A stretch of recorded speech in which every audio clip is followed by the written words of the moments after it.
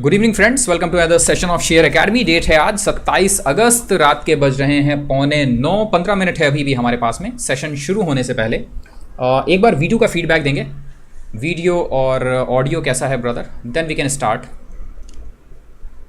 अगर voice clear आ रही है और वीडियो क्लियर आ रहा है तो if everything is clear then we can start the session formally. एक बार फीडबैक ले लेते हैं। मुकेश जी या Saran ji, anybody? Okay, it's good. Voice clear आ रही है? Anybody can give feedback? Okay, Zakir Hussain ji, thank you very much feedback के लिए। ओके ब्रदर, तो ठीक 9 बजे शुरू करेंगे सेशन आज का, जो कि होगा पार्ट 2 इन्वेस्टिंग सेमिनार का। पार्ट 1 बहुत ज़्यादा पसंद किया फ्रेंड्स आप लोगों ने। आज तक का हमारा सबसे ज़्यादा पसंद किया जाने वाला ये पर्टिकुलर वीडियो था, जो कि पार्ट 1 सेमिनार था। इतने व्यूज़ आज तक किसी भी वीडियो पर नहीं आए हमारे, 1258, और इतने ज़्यादा लाइक्स किसी को भी नहीं मिले। ये सबसे ज़्यादा लाइक्स और सबसे ज़्यादा व्यूड प्रोग्राम था। इसका मतलब है कि थोड़ी बहुत क्वालिटी है। और साथ ही साथ कम्युनिटी गाइडलाइन के अंदर जो हमने क्वेश्चंस पूछे थे आपसे, उन क्वेश्चंस के आंसर भी मिले हैं। How will you rate the part 1 of the seminar, जो कि हमने पूछा था, उसमें ज़्यादातर लोगों ने 75% लोगों ने 8 to 9 के बीच में रेट किया है इसे। थैंक यू वेरी मच आप सभी के अप्रिसिएशन के लिए। बहुत सारे लोगों ने कमेंट बॉक्स में भी डाला कि भाई इसे 10 मिलने चाहिए, बट हम इस चीज़ के लिए अप्रिशिएट नहीं करते, क्योंकि हर आदमी के अंदर या फिर हर चैनल में या फिर किसी भी काम में हमेशा इम्प्रूवमेंट की गुंजाइश रहती है। Thank you very much. और 15% लोगों ने कहा कि 7 से 8 के बीच में, यानी मैक्सिमम लोग यही कह रहे हैं कि चैनल के अंदर क्वालिटी है। अप्रिशिएट किया आप सभी लोगों ने। और साथ ही साथ एक नेक्स्ट क्वेश्चन था हमारा कि how many hours you study every day for the share market. 1 से 2 घंटे की पढ़ाई करते हैं 76 लोग। 76% लोग 1 से 2 घंटे की पढ़ाई करते हैं मार्केट के लिए, ठीक है। Studying approximately 6 hours. We have Share Academy, ज़्यादातर लोग हैं शेयर एकेडमी के अलावा और कुछ नहीं देख रहे हैं, ठीक है। वीडियोज़ ऑन मार्केट देखते हैं, म्यूचुअल फंड्स के बारे में स्टडी करते हैं, कोई स्टडी नहीं है, ठीक है। सो इसके भी मिले जुले रेस्पॉन्सेज हैं, बट ज़्यादातर लोग ऐसे हैं जो कम से कम दिन में 1 घंटे तो पढ़ाई के लिए ज़रूर देते हैं। That is good. आज का जो ये हमारा सेशन है फ्रेंड्स, ये है पार्ट 2 इन्वेस्टिंग सेमिनार का। सो लास्ट टाइम से फीडबैक बहुत ही अच्छा मिला, आप सभी लोगों को पसंद आया। और जाकिर हुसैन जी आपका भी स्वागत है, सारन जी आपका भी। हमारा साहू जी फर्स्ट टाइमर हैं चैनल पर, आमतौर पर ज़्यादा आते नहीं हैं। नागेंद्र जी, जजिंदर जी, एंटरटेनमेंट स्वागत है ब्रदर। हाँ, हमारा साहू जी आप फर्स्ट टाइमर है, दैट वी नो, ठीक है। सो थोड़ा सा वक्त दीजिएगा, 9 बजे के करीब हम शुरू करेंगे सेशन को। उस समय तक अगर आपके पास में किसी तरह की कोई क्वेरीज हैं फ्रेंड्स शेयर से रिगार्डिंग, कि किसी शेयर के बारे में कुछ पूछना है या कोई वैसे डिस्कशन, ठीक है, अंडर द सन किसी तरह का कोई discussion, that we can also do. बेहद इंपॉर्टेंट सेशन होगा फ्रेंड्स। और इंपॉर्टेंट से ज़्यादा मतलब इंपॉर्टेंट तो है नॉलेज भी, और नॉलेज के साथ में मज़ेदार भी। एक बहुत ही बेहतरीन आई ओपनिंग सेशन होगा, स्पेशली उन लोगों के लिए जिन्होंने इससे पहले सेमिनार्स अटेंड कर रखे हैं। 15-20 हज़ार रुपये देकर अगर आपने सेमिनार्स अटेंड कर रखे हैं तो वाकई आप लोगों को बहुत मज़ा आएगा इस सेमिनार में, ठीक है। It's kind of fun, 1.5 hour का स्टडी। निक ब्रदर स्वागत है आपका, अनिल जी आपका भी, परेश जी आपका भी, सभी का स्वागत है फ्रेंड्स जितने भी लोग जुड़ रहे हैं। अगर किसी के पास में कोई क्वेरी है किसी शेयर के बारे में, so we can solve the query also, ठीक है। नहीं तो फिर थोड़ा सा वेट करते हैं। अग्रवाल जी स्वागत है आपका भी, संदीप जी, विनय जी, वाडीलाल। अभी फंडामेंटल्स स्टडी नहीं किया वाडीलाल का, ठीक है। फंडामेंटल्स स्टडी एक बार कर लेते हैं, देन वी कैन इंस, तो फिर कुछ कमेंट कर पाएंगे, उससे पहले नहीं। Okay, I do view offline from the last few days. Okay okay brother. Friends diary pen ज़रूर लेकर रखिएगा। एकदम बढ़िया निक ब्रदर, बिल्कुल अच्छे हैं हम। ओके महेश जी, अब प्रॉब्लम ये कि सामने वो दिख रहा है, ठीक है ना। सो इस वजह से हम फ्रेंड्स आपसे कहते हैं कि अगर चैनल पर जुड़े हुए हैं तो आईडी जो है ना वो अपने नाम से बनाइए, बढ़िया है। ओके अब एक लोगों की आईडी है स्टूपिड मैन के नाम से, so we can not call them stupid man, so we call him wise man always. IGL या अशोका में क्या बाय कर सकते हैं? आईजीएल बाय कीजिए। अनिल श्रीवास्तव जी आईजीएल बाय कीजिए। पेट्रोनेट एलएनजी बहुत ही बढ़िया चार्ट पैटर्न है, और आज पेट्रोनेट एलएनजी ने बढ़िया एक ब्रेकआउट भी दिया। मतलब पिछले 3 दिनों पहले भी इस पेट्रोनेट एलएनजी के ऊपर बाय कॉल आया था, ये हमने इस जगह पर बाय करने के लिए बोला था 245 के आसपास में, ठीक है। करंटली बाय मत कीजिएगा। एक दिन के अंदर जो ये रनअप आया है ये अनयूजुअल मूवमेंट है। 245 से शेयर एक दिन के अंदर 258 तक जा रहा है, 5% का रनअप है। इस लेवल पर बाय मत कीजिए, थोड़ा नीचे आ जाएगा, 1-2 दिन के अंदर ये नीचे आएगा, ठीक है ना।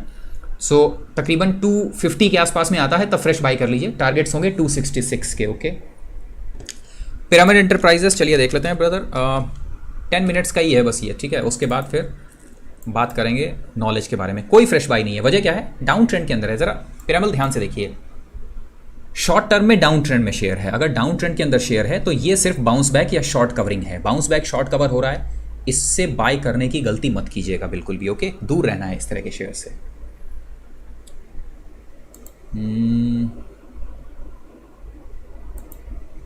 Okay okay brother, good evening Iqbal ji, स्वागत है आपका। एशियन ग्रेनिटो शंकर साहा जी ने पूछा है।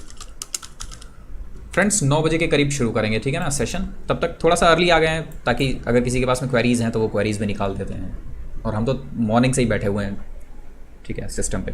230 के पार निकलता है, 230 के पार, 230 के पार निकलेगा तब फ्रेश बाय करेंगे। उससे पहले एशियन ग्रेनिटो के अंदर फ्रेश बाय करंट लेवल पर नहीं है शंकर जी। बहुत ही बढ़िया शेयर है, नो डाउट, फंडामेंटल्स अच्छे हैं कंपनी के।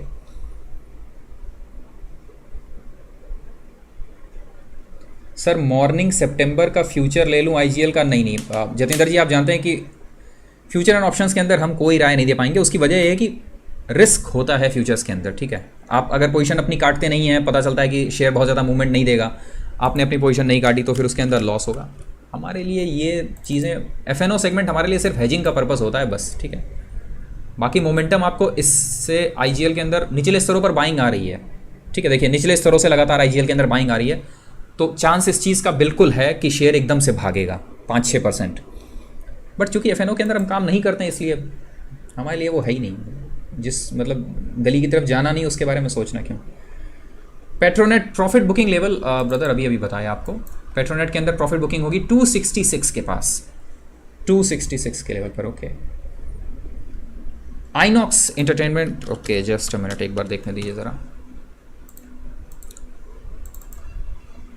थोड़ा सा स्टेबल हो। ये अभी जो आपको दिख रहा है ना, एक दिन के अंदर रन अप, ये बाउंस बैक है, ठीक है। ये बाउंस बैक अभी स्टेबल होगा 250 के आसपास में, तब आइनॉक्स के अंदर बाय करेंगे। और आइनॉक्स है लॉन्ग टर्म की कॉल है, ये लंबे समय के लिए बाय करना आइनॉक्स को। Okay,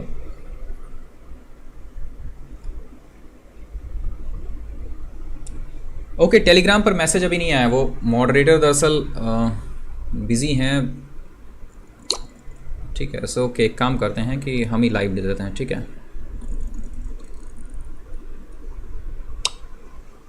just a minute,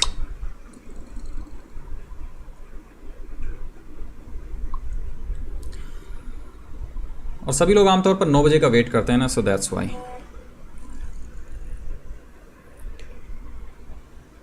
Ramco cement,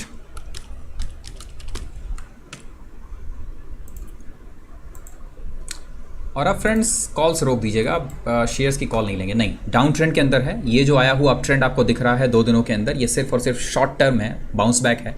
share दोबारा नीचे आएगा, और जब तक करंटली ये मानसून सीज़न चल रहा है तब तक बहुत ज़्यादा शेयर के अंदर, सीमेंट के अंदर बहुत ज़्यादा बाइंग नहीं मिलेगी आपको।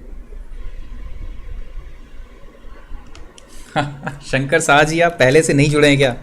कैनफिन होम से मैं महीने भर से बाइंग के लिए बोल रहे हैं। कमाल है, आज 7% अब गया है। एक दिन रुक जाइए, थोड़ा सा नीचे मिल जाएगा कैनफिन होम्स, ठीक है ना, 290 के आसपास में मिल जाएगा, तब बाय कर लीजिएगा। ओके,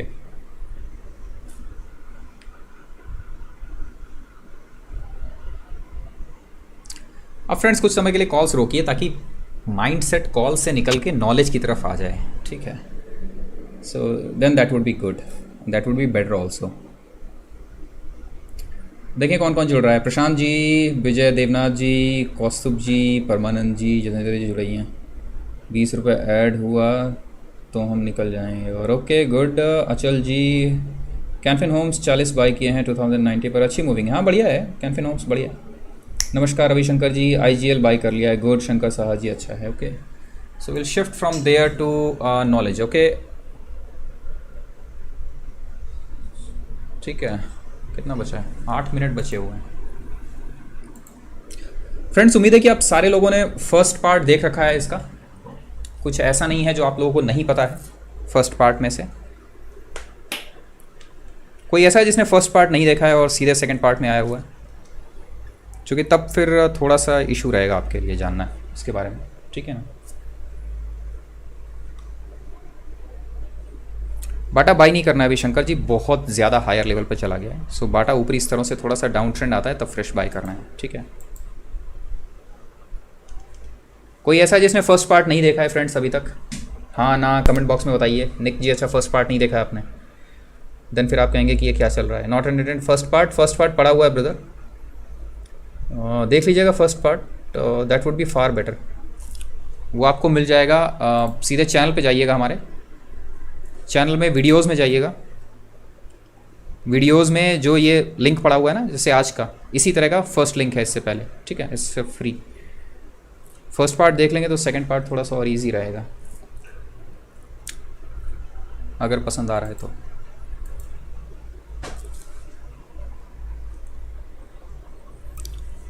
सात मिनट अर्ली हैं हम अभी भी। सुब्रत साहू जी है, ओके, स्वागत है ब्रदर सेशन के अंदर, ठीक है। देख लिया है फर्स्ट पार्ट, ओके, 2 टाइम्स देखा है हमारा जी, गुड, बढ़िया है। Have sold at 6% profit, next buying level of IGL। थोड़ा सा नीचे आ जाने दीजिए। और आपका इनकम सोर्स क्या है? विनय जी,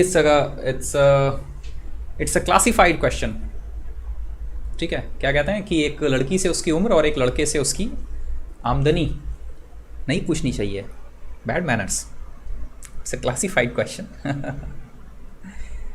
जाहिर है भाई कि आप लोगों से अगर हम पैसे नहीं लेते, हमारे पास कोई ना कोई और सोर्स ऑफ इनकम तो होगा ही, है ना।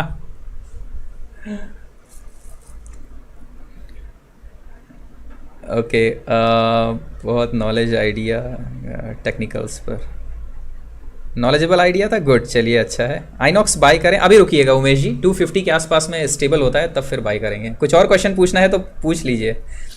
अच्छा, सोर्स पूछ रहे थे आप।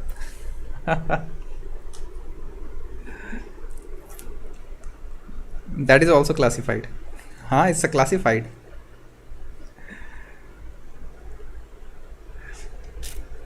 ओके, डाबर बिल्कुल करंट लेवल पर बाई है प्रशांत जी, डाबर को बाई कर सकते हैं बिल्कुल, ठीक है। अब फ्रेंड्स थोड़ी देर के लिए जो कॉल्स है ना आपकी, ये क्या कहते हैं, शेयर्स है ना, थोड़ी देर के लिए रोक दीजिए, क्योंकि आप जब स्विच करते हैं शेयर्स पर तो फिर आप नॉलेज के ऊपर बहुत ज़्यादा ध्यान नहीं देते। आप जब नॉलेज पर स्विच करते हैं तो फिर आप शेयर्स बहुत ज़्यादा स्टडी नहीं करते, दोनों में बहुत फ़र्क है, ठीक है ना।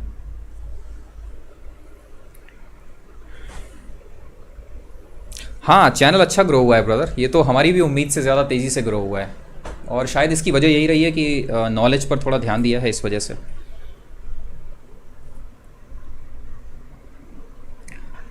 शंकर जी, ट्रेडिंग को अगर इनकम सोर्स बनाना है तो ये समझिए कि आमतौर पर आपकी मंथली इनकम तकरीबन 1 लाख के करीब होनी चाहिए। 1 लाख अगर बनाना है तो पर डे आपको तकरीबन 1 से 1.5% का रिटर्न निकालना पड़ेगा। तो अगर आप प्योर कैश में ट्रेडिंग करते हैं तो इसका मतलब आपके पास में करीब करीब 50 to 60 लाख रुपीज़ होने चाहिए, जिसका आप पर डे ले सकें, कैश में डिलीवरी ले सकें। उसका 1-1.5% आपको करीब 2% के करीब आपको 1 लाख रुपए मिलेगा, ठीक है ना। सो मिनिमम जो आपके पास में आमदनी होनी चाहिए, मतलब मिनिमम जो आपकी कैपिटल होनी चाहिए, that should be 20-25 lakh rupees, but that is not the right way.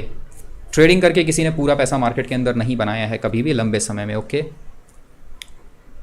Join yesterday so did not view first part, okay no problem Tansen ji, second part पहले देखते हैं। सर ट्रेडिंग तो नहीं है ना, दैट मस्ट, अरे नहीं बिल्कुल नहीं है विनय जी, ट्रेडिंग को तो दूर से ही प्रणाम है भाई। बालकृष्ण इंडस्ट्रीज ऑटो सेक्टर का शेयर है, ऑटो इंसिलरी का, स्पेशली टायर सेक्टर का। करंट लेवल पर बाई नहीं है बालकृष्ण इंडस्ट्रीज में, बिल्कुल। दिमाग, अच्छा जो याद दिलाने को हमने आपको बोला था वो आप ही के दिमाग से निकल गया है।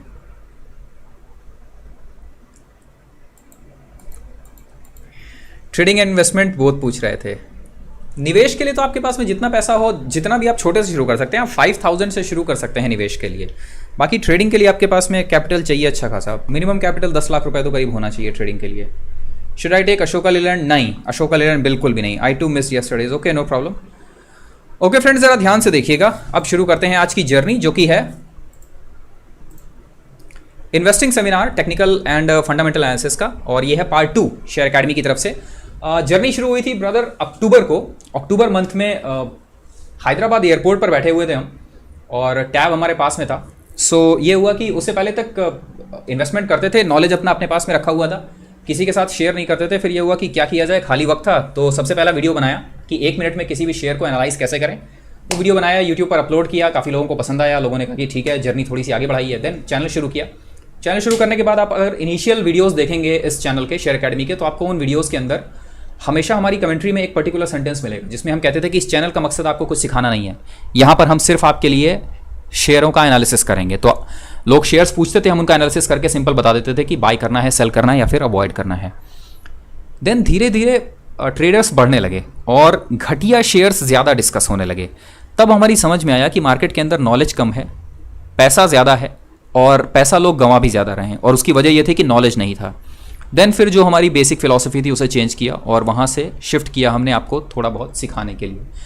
सबसे पहले टेक्निकल एनालिसिस की सीरीज़ सिखाई, जिसके अंदर टेक्निकल एनालिसिस सिखाया था। आप में से अगर किसी को नहीं पता है तो ये सीरीज़ थी सबसे पहली।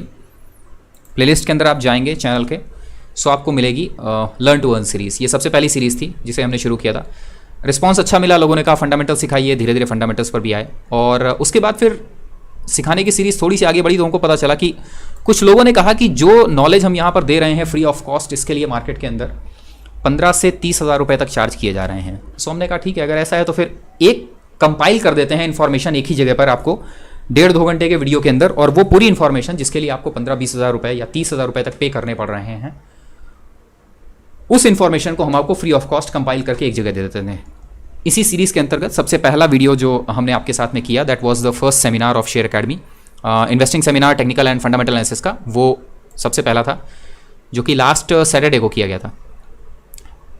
सबसे ज़्यादा अभी तक इस वीडियो पर व्यूज़ और लाइक्स मिले 1200 आज तक कभी भी नहीं आए थे इतना ज़्यादा, जिसे इससे इतना ज़्यादा पसंद किया गया। सबने कहा कि इसका सेकंड पार्ट भी होना चाहिए। सो सेकंड पार्ट लेकर हम आ जाए हैं फ्रेंड्स आपके सामने। 46 लोग जुड़ गए हैं, ऑलमोस्ट 9 बज गया है, तो शुरू कर देते हैं। ठीक है, लास्ट जो पार्ट था, फर्स्ट पार्ट, जिसके अंदर कि हमने आपको बताया कि बेसिकली मार्केट रन कैसे कर रहा है, और फर्स्ट पार्ट था बेसिकली आपकी साइकी के ऊपर। आपको ये बताना कि मार्केट में आपको क्या चीज़ें नहीं करनी हैं, और जिन चीज़ों को अवॉइड करने के लिए आपको कहा गया उनमें था ऑप्शन ट्रेडिंग और इंट्राडे ट्रेडिंग, जिन चीज़ों को आपको अवॉइड करना है। और फर्स्ट पार्ट अगर आप देखेंगे तो आपको क्लियर हो जाएगा कि आपको जिन चीज़ों पर ध्यान देना चाहिए वो है निवेश। ठीक, और टेक्निकल एनालिसिस का थोड़ा बहुत पार्ट कवर किया। सेकेंड पार्ट में, no we are not a developer, second part में फिर आज शुरू करेंगे हम टेक्निकल एनालिसिस का एडवांस, और मोटा मोटी टेक्निकल एनालिसिस को कंप्लीट कर देंगे। नाउ एक बहुत ही इंपॉर्टेंट चीज़ है फ्रेंड्स, मार्क ट्वाइन का एक कमेंट है, ये ध्यान से देखिएगा इसे। ये बेसिकली इनका कोट है कि it's easier to fool a person, it's easier to fool people than to convince them that they have been fooled. यानी किसी को मूर्ख बनाना बहुत आसान है, कठिन काम है उसको ये समझाना कि वो मूर्ख बन रहा है मार्केट में। ये महान लोग अगर कोई कोट देते हैं, अगर गांधी जी ने कहा कि अहिंसा एक अच्छी नीति है, या किसी ने कहा कि ईमानदारी ही सर्वश्रेष्ठ नीति है, तो वो मूर्ख नहीं है जिसने ये कहा। अगर चाइनीज़ प्रोवर्ब है कि मेहनत का फल हमेशा मीठा होता है, तो ये बात सच है, ये लोगों ने एक्सपीरियंस से कहा।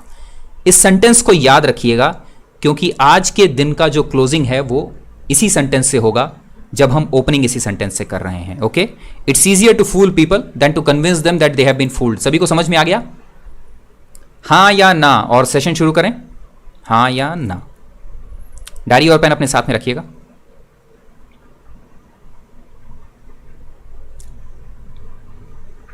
स्वागत है किरण गुप्ता जी आपका भी, जितने लोग जुड़ रहे हैं फ्रेंड्स, अनूप जी, नीलेश जी, सभी का स्वागत है।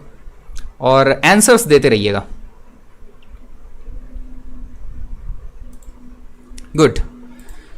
सो पार्ट 2 की शुरुआत है। सबसे पहले 3 सबसे मेन इंडिकेटर्स का इस्तेमाल करेंगे आज के इस सीरीज के अंदर। सबसे पहला रिलेटिव स्ट्रेंथ इंडेक्स। कितने लोग ऐसे हैं जिन्होंने आरएसआई के बारे में जान रखा है, आरएसआई को इस्तेमाल कर रखा है या आरएसआई को पढ़ रखा है? रिलेटिव स्ट्रेंथ इंडेक्स इंडिकेटर का नाम है।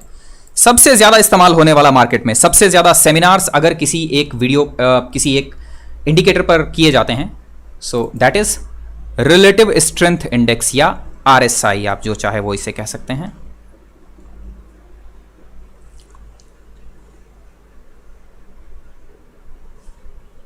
गुड, सभी ने पढ़ रखा है इसके बारे में और ज्यादातर लोगों ने इसे इस्तेमाल भी किया है। नाउ अगर हम आपसे एक क्वेश्चन पूछें कि मोटा मोटी भाई हमें एक लेमैन लैंग्वेज में आप ये समझा दीजिए कि आरएसआई होता क्या है, so how many of you can make us understand?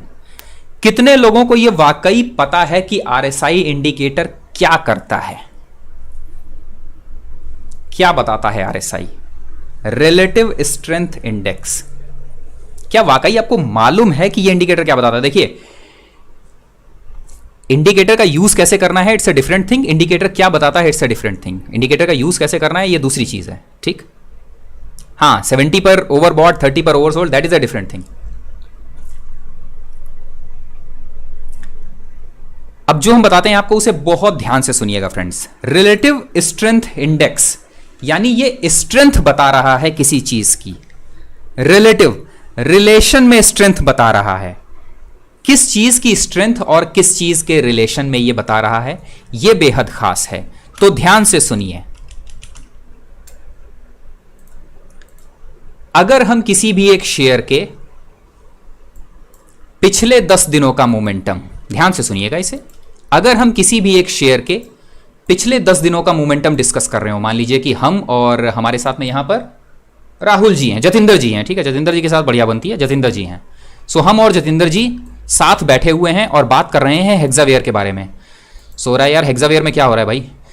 Hexaware में पिछले 14 दिनों में कुछ नहीं हो पा रहा, पता है, वो एक ही जगह घूम रहा है लगातार। अच्छा, 14 दिनों से मतलब कुछ भी नहीं हुआ हेक्सावेयर में? नहीं यार, 14 दिनों से कुछ भी नहीं हुआ, बिल्कुल एक ही जगह घूम रहा है लगातार। फिर अचानक एक दिन जतिंदर जी आते हैं और कहते हैं, पता है यार, हेक्सावेयर में अचानक से बाइंग शुरू हो रही है। तो मैंने पूछा, अच्छा तो ज़रा एक काम करो, पिछले 14 दिनों का पूरा इसका सैंपल लो और ये बताओ कि 14 दिनों में बाइंग ज़्यादा हुई है या सेलिंग ज़्यादा हुई है। तो आपने कहा नहीं यार, 14 दिनों के अंदर तो सेलिंग ज़्यादा हुई है।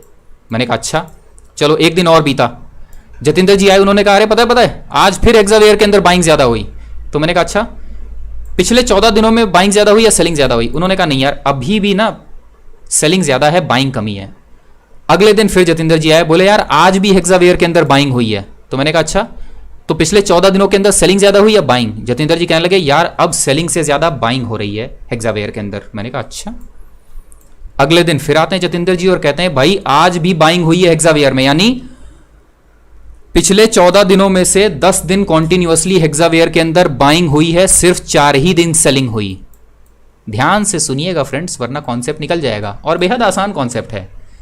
सो पिछले 14 दिनों में से हेक्सावेयर में 10 दिन कॉन्टिन्यूअसली बाइंग हुई है और लास्ट के जो 4 दिन थे सिर्फ उसी में सेलिंग हुई। यानी रिलेटिव स्ट्रेंथ इंडेक्स, बाइंग की सेलिंग के साथ रिलेशन में स्ट्रेंथ किस चीज की आ रही है? बाइंग की स्ट्रेंथ आ रही है। सो रिलेटिव स्ट्रेंथ इंडेक्स आपको यह बताता है कि पिछले जितने भी दिनों का, जब आप आरएसआई देखते हैं ना, तो आरएसआई का पीरियड जो देखते हैं, जैसे 14 का, आमतौर पर आपको पता है कि 14 का मतलब क्या कहते हैं वो, कि 14 जो लगाते हैं वैल्यू, वो 14 डेज की होती है बेसिकली। जितने भी दिनों की आपने वैल्यू लगा रखी है, उतने दिनों में शेयर में बाइंग ज्यादा हुई है या सेलिंग ज्यादा हुई है। यह बात जिस इंडिकेटर के साथ जाहिर होती है, उस इंडिकेटर को कहते हैं रिलेटिव स्ट्रेंथ इंडेक्स। अब फ्रेंड्स केवल एक क्वेश्चन का आंसर दीजिए। अगर पिछले 14 दिनों में सेलिंग ज्यादा हुई है और बाइंग कम हुई है, तो क्या आप उस शेयर को बाई करेंगे? सिर्फ आरएसआई के बेसिस पर, सिर्फ इतना बताइएगा, क्लियर हो जाएगा कि आपको आरएसआई समझ में आया या नहीं आया। अगर पिछले 14 दिनों में आरएसआई के बेसिस पर, आरएसआई में सेलिंग ज्यादा हुई है और बाइंग कम हुई है, तो क्या आप उसे बाय करेंगे? इससे आसान लेमैन लैंग्वेज में आरएसआई क्या है यह आपको कोई नहीं समझाएगा। और कमेंट देने बहुत जरूरी हैं फ्रेंड्स, यहां सिर्फ आप और शेयर एकेडमी है, ये समझ के बैठिएगा। ये मत समझिएगा कि हम किसी और के साथ बैठे हुए हैं या डेविड जी ने कमेंट दे दिया तो आपको कमेंट देने की जरूरत नहीं है। हाँ हाँ, वॉल्यूम भी करेगा, बिल्कुल ठीक है। हाँ प्रतीक जी, आप बाय कर लीजिएगा। प्रतीक जी दरअसल मस्ती करने वालों में से हैं चैनल पर जो आते हैं, ठीक है ना। सो प्रतीक जी की बातों को सीरियसली मत लीजिएगा, वी ऑल नो, ठीक। सो ये है बेसिकली आरएसआई का सबसे लेमैन लैंग्वेज में एक्सप्लेनेशन। अब जरा एक मजेदार चीज बताइए फ्रेंड्स, ध्यान से सुनिएगा इस चीज को जो आपको हम बताने जा रहे हैं। और साहब आई मिस टुडे, नहीं अतुल ठाकुर जी, कुछ भी मिस नहीं हुआ है, ठीक है। दोबारा से एक बार रिपीट कर देते हैं कि आरएसआई बेसिकली क्या है, कि पिछले 14 दिन जो आप आरएसआई की वैल्यू उसमें चाहे जो डालते हैं, आप अगर 14 दिन डालते हैं आरएसआई की वैल्यू तो 14, अगर आप 30 डालते हैं तो 30, एनीथिंग, ठीक है ना। ये वैल्यू आप जो भी डालते हैं उस वैल्यू में, यानी कि जैसे 14 डाली आपने, तो 14 दिनों के अंदर बाइंग ज्यादा हुई है शेयर में या सेलिंग ज्यादा हुई है।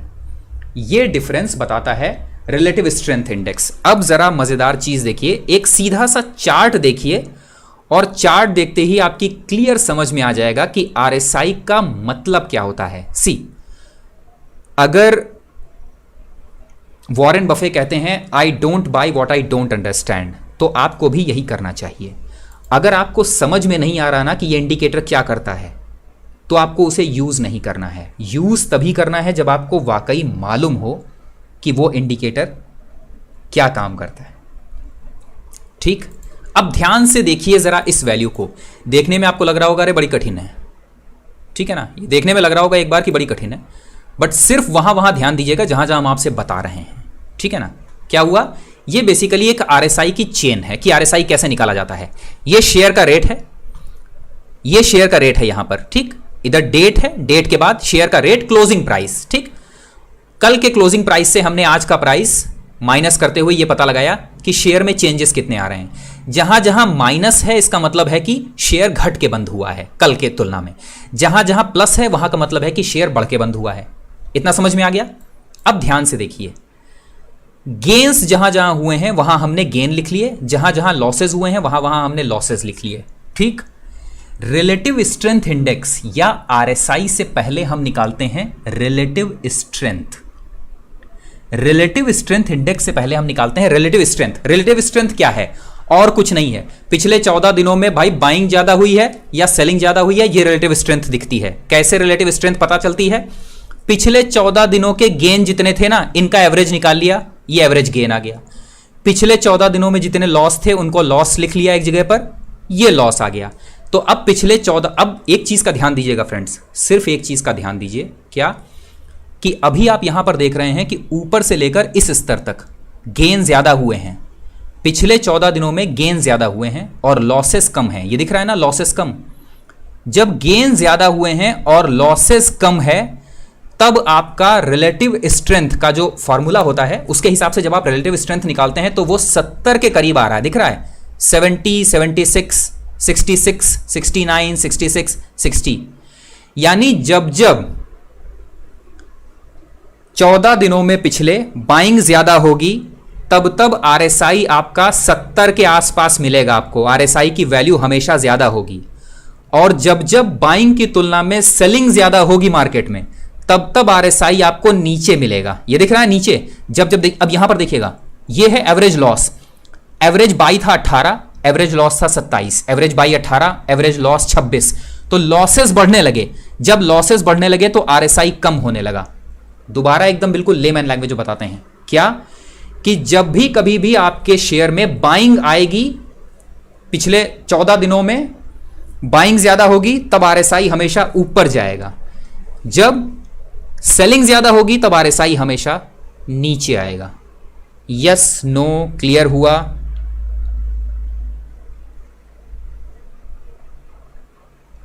हाँ ना, क्लियर हुआ इसका?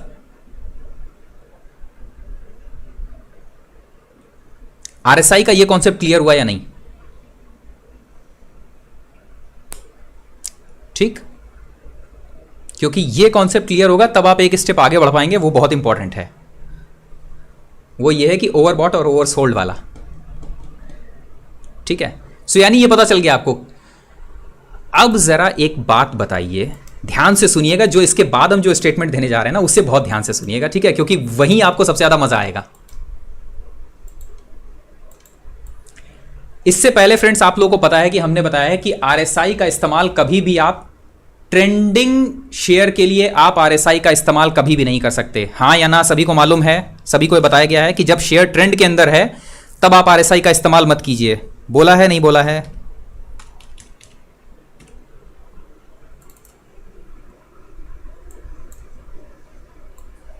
सभी को पता है? हाँ ना, मालूम है ना? हाँ, गुड, ठीक है।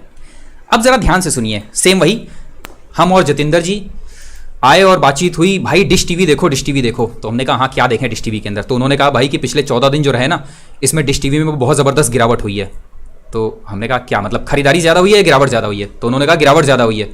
तो हमने कहा अच्छा गिरावट ज़्यादा हुई है, इसका मतलब आरएसआई कहाँ होना चाहिए, अप या डाउन? अगर पिछले 14 दिनों में शेयर में गिरावट ज़्यादा हुई है यानी सेलिंग ज़्यादा हुई है, तो आरएसआई डाउन होना चाहिए या अप होना चाहिए? सिर्फ इतना बताइए।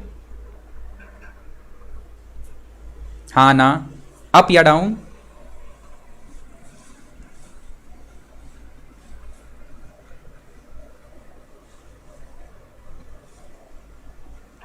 गुड,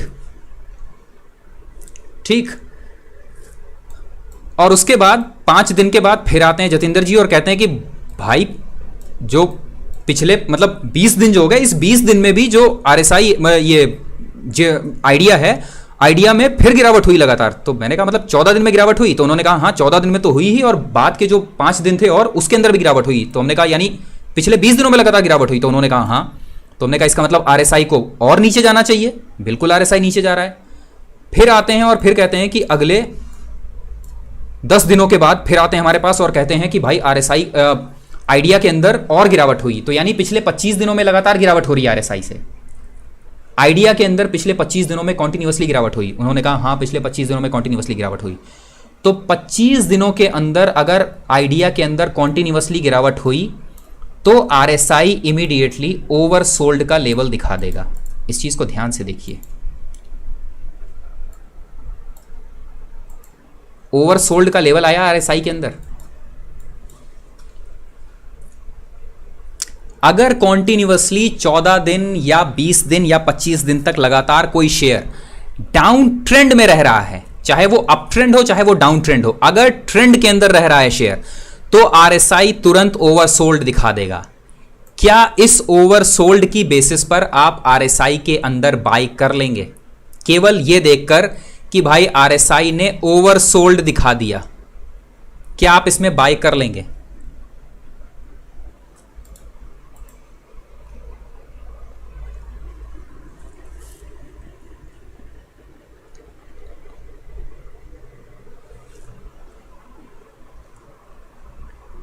ठीक, मोर और लेस सेम कंडीशन।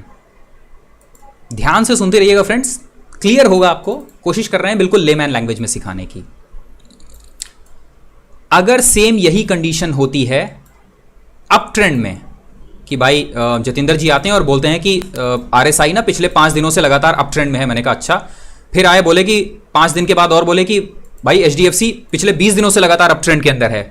तो हमने कहा अच्छा 20 दिनों में अगर अप ट्रेंड में है तो आरएसआई इसका मतलब इमीडिएटली ओवरबॉट की कंडीशन दिखाने लगेगा। आरएसआई लाइन जो है ये ग्रीन लाइन है, ये जो ग्रीन लाइन है ये आरएसआई लाइन है, ठीक है। ये जो रेड आपको दिख रही है ये बेसिकली उसकी इंडिकेटर लाइन है, ठीक। सो आरएसआई है ये ग्रीन लाइन, ओके।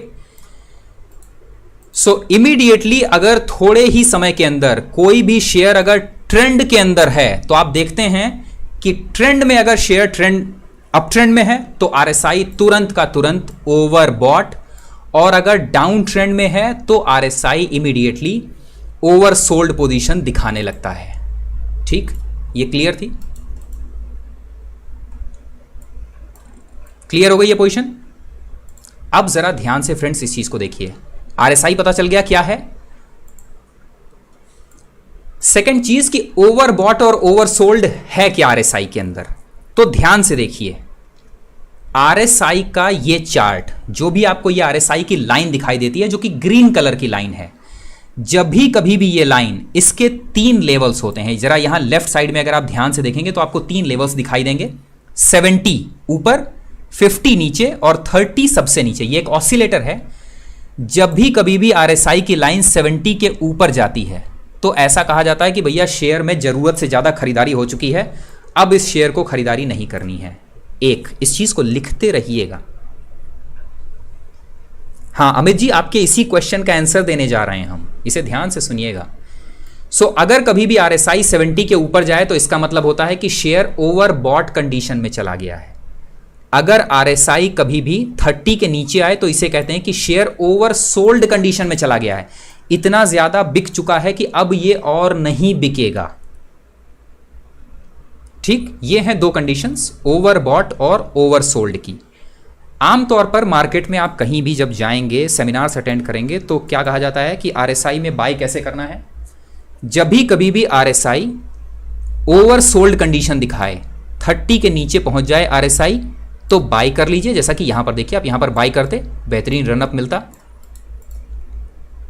जब भी कभी भी आरएसआई 70 के ऊपर चला जाए यानी ओवरसोल्ड कंडीशन में चला जाए, यहां पर आप सेल कर दीजिए, क्योंकि ये देखिए ये RSI के लेवल हैं, इसके बाद ये और शेयर के लेवल हैं, इसके बाद शेयर यहां से डाउन ट्रेंड में आया। राइट और रॉन्ग? बिल्कुल सही है। हाँ या ना यहां तक समझ में आ रहा है कि RSI जब ओवरसोल्ड में जाए तो बाय कर लीजिए, और जब ओवरबॉट में जाए तो वहां से सेल कर दीजिए। हाँ या ना?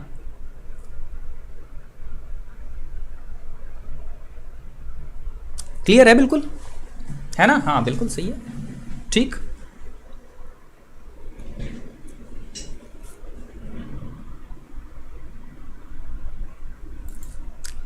अब ये इससे पहले का लिखा हुआ है फ्रेंड्स, ये हम आपके सामने नहीं लिख रहे हैं, ध्यान से सुनिएगा इसे और ध्यान से देखते रहिएगा।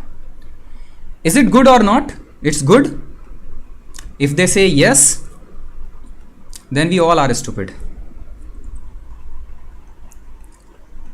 और ऐसे ही नहीं किसी को आराम से स्टूपिड बनाया जाता है मार्केट में, और आराम से आप पैसा कमा सकते हैं। उसकी वजह यही है कि साइकोलॉजी को इस तरह से यूज़ किया जाता है, तभी तो आपसे ट्रेडिंग करवाई जाती है। ऐसे ही थोड़ी ट्रेडिंग करवाई जाती है। जस्टिफाइड मिल गया ना ये?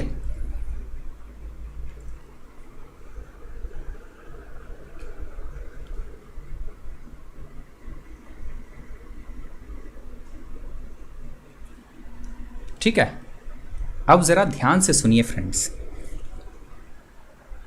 एक शेयर जो लगातार डाउन ट्रेंड के अंदर है, जो कॉन्टिन्यूअसली पिछले कई दिनों से लगातार गिर रहा है, उसके अंदर ओवरसोल्ड कंडीशन आना लाजमी है, वो ओवरसोल्ड होगा ही होगा। दूसरी तरफ दूसरा शेयर जो पिछले कई दिनों से लगातार अप ट्रेंड में है, उसके अंदर आपको RSI ओवरबॉट कंडीशन में दिखाई ही देगा। इसमें कोई डाउट नहीं है कि RSI आपको ओवरबॉट कंडीशन में नहीं दिखाई दे। क्यों? ये बात आपकी तब समझ में नहीं आएगी जब आप इसे बहुत गहनता से नहीं समझेंगे। इस वजह से RSI का इस्तेमाल सिर्फ और सिर्फ आपको वहां करना है जहां पर कि शेयर में किसी भी तरह का कोई मोमेंटम नहीं आया है। अब इसे ध्यान से देखिएगा हेक्सावेयर के ऊपर कि इसकी सही पोजीशन, असल में RSI की सही पोजीशन क्या होती है। ध्यान से सुनिए फ्रेंड्स, कोई भी शेयर जब बहुत लंबे समय तक कोई मोमेंटम नहीं देता, तब आप कंपेयर करते हैं कि कोई शेयर है जो पिछले 2 महीने से कोई मोमेंटम नहीं दिया। जतेंद्र जी आए, बोले हेक्सावेयर के अंदर बाइंग शुरू हो गई है। हमने कहा ठीक है, कितने दिन बाइंग हुई? बोला 1 दिन। अगले दिन फिर आए, बोले बाइंग शुरू हो गई है। कितने दिन हो गए? 2 दिन हो गए बाइंग के। फिर 3 दिन हुए, फिर 4 दिन हुए, फिर 5 दिन, 6 दिन, 7 दिन, 8 दिन। अब हम ये देख रहे हैं कि हेक्सावेयर में जैसे जैसे टाइम बीतता जा रहा है, वैसे वैसे धीरे धीरे बाइंग आनी शुरू हो रही है। और जब शेयर में बाइंग आनी शुरू हो रही है, तब आपको RSI पर वो धीरे धीरे अप ट्रेंड में मिलना शुरू होता है। इसीलिए RSI relative strength index indicator सबसे अच्छा काम करता है जब शेयर नो मोमेंटम जोन में हो, और नो मोमेंटम जोन के बाद आपको शेयर के अंदर ब्रेकआउट मिलता है तब, ना कि अगर शेयर डाउन ट्रेंड या अप ट्रेंड के अंदर है। अगर शेयर ट्रेंड में है तो अप ट्रेंड में है तो आपको ओवरबॉट मिलेगा, अगर डाउन ट्रेंड में है तो ओवरसोल्ड मिलेगा। हाँ या ना? हाँ या ना?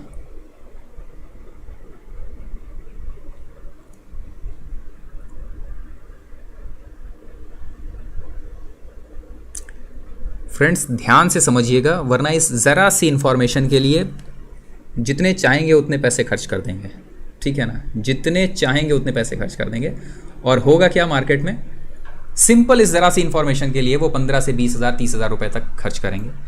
आप इस्तेमाल करेंगे उस ट्रेडिंग के नज़रिए को, उनके ट्रेडिंग के तरीके को, और फिर भी कुछ नहीं होगा। फिर आप किसी और सेमिनार में जाएंगे, फिर किसी दूसरे सेमिनार में, फिर किसी तीसरे सेमिनार में। ठीक है? देन सेकेंड इंफॉर्मेशन आती है डाइवर्जेंसेस। अगली इंफॉर्मेशन जो आपको सेमिनार में मिलेगी वो होगा डाइवर्जेंस। नाउ डाइवर्जेंस क्या होता है?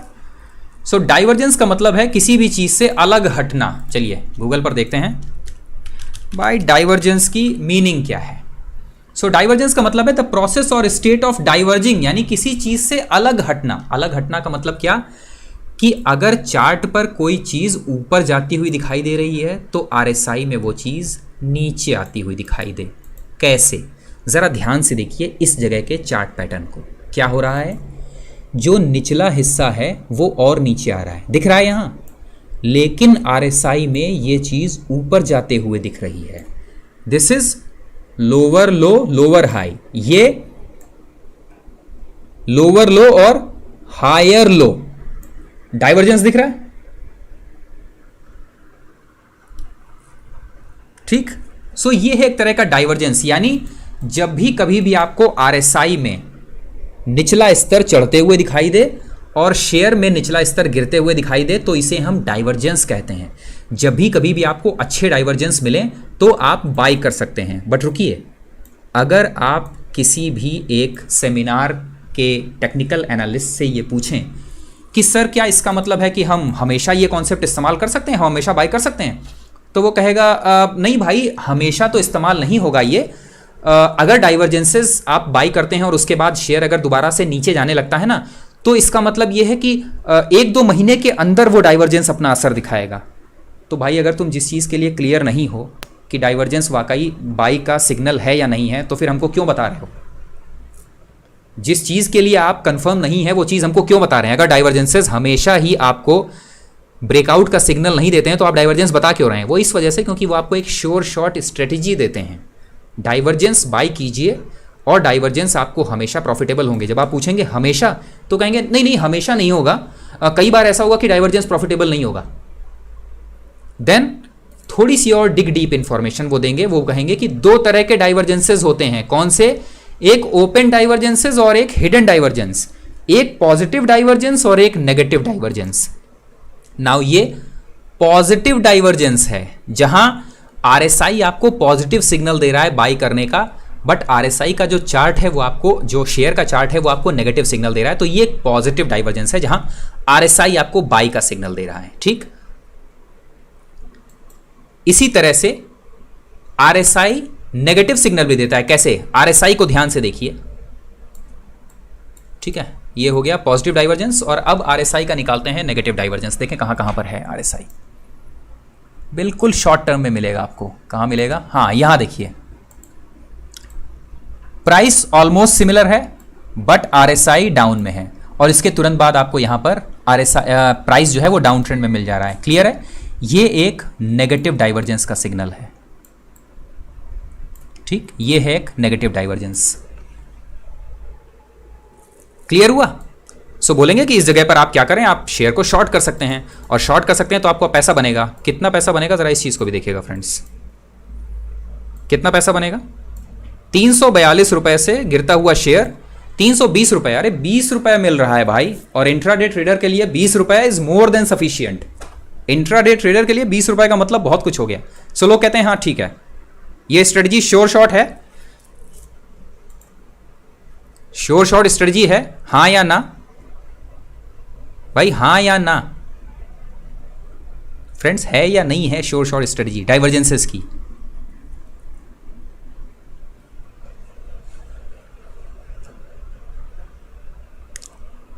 सही है ना? हाँ, सही नहीं होती तो उनके सेमिनार में वो हजारों लोग थोड़े जा रहे होते और लगातार एक सेमिनार से दूसरे सेमिनार तक थोड़े कूद रहे होते। ठीक है, सो क्या क्या समझ में आया यहां तक? अरे कम से कम सच तो बोल दीजिए। अच्छा, श्योर नहीं है, ठीक है। सो आरएसआई क्या होता है, देन ओवरबॉट ओवरसोल्ड क्या है, देन आरएसआई को ट्रेड करने का तरीका क्या है, डाइवर्जेंसेस और पॉजिटिव डाइवर्जेंसेस, नेगेटिव डाइवर्जेंसेस। यहां तक क्लियर हुआ फ्रेंड्स? इतना सारा अपनी डायरी में लिखकर उसे एक सिंगल लाइन से काट दीजिएगा, एक सिंगल लाइन से आरएसआई को काट दीजिएगा। ठीक है, और उसके नीचे लिख दीजिएगा कि RSI can only be used when it is a no trending market. जब कोई भी शेयर लंबे समय तक नो मूवमेंट जोन में हो, उसके बाद ही आप आरएसआई का इस्तेमाल कर सकते हैं।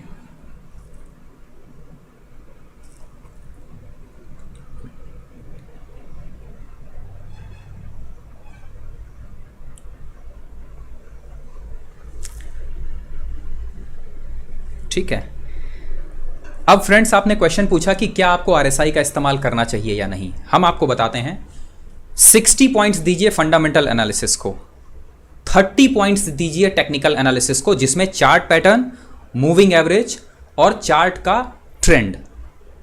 60 और 30 90 हो गए। सिर्फ 2 पॉइंट का कंफर्मेशन दीजिए आरएसआई को, 2 पॉइंट से ज्यादा का कंफर्मेशन आरएसआई को मत दीजिए। बात समझ आई? 2 से ज़्यादा RSI को मार्क्स नहीं मिलने चाहिए।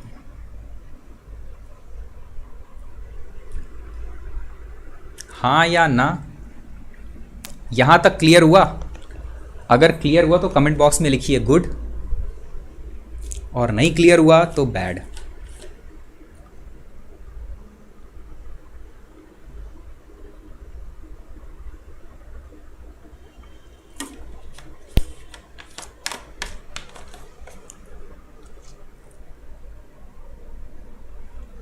अरे किरण जी, बाद में आप देख लीजिएगा, ठीक है ना? बाकी ये वीडियो आपको पूरा पूरा मिल जाएगा, ठीक है? ये पूरा का पूरा वीडियो मिल जाएगा। बिल्कुल धर्मेश जी। अब सोचिए फ्रेंड्स कि इस पूरी नॉलेज में कितनी देर का वक्त लगा? 9:30, आधे घंटे का। इस आधे घंटे की इंफॉर्मेशन को हम 1.5 घंटे तक लंबा खींच सकते हैं, और उसके बाद आपको RSI की श्योर शॉट स्ट्रेटजी बता देते हैं। उस श्योर शॉट स्ट्रेटजी की बेसिस पर आपसे 15 से 20 हज़ार रुपये पर हेड चार्ज कर लेते हैं। But that is a bullshit. It's not knowledge, it's pure stupidity.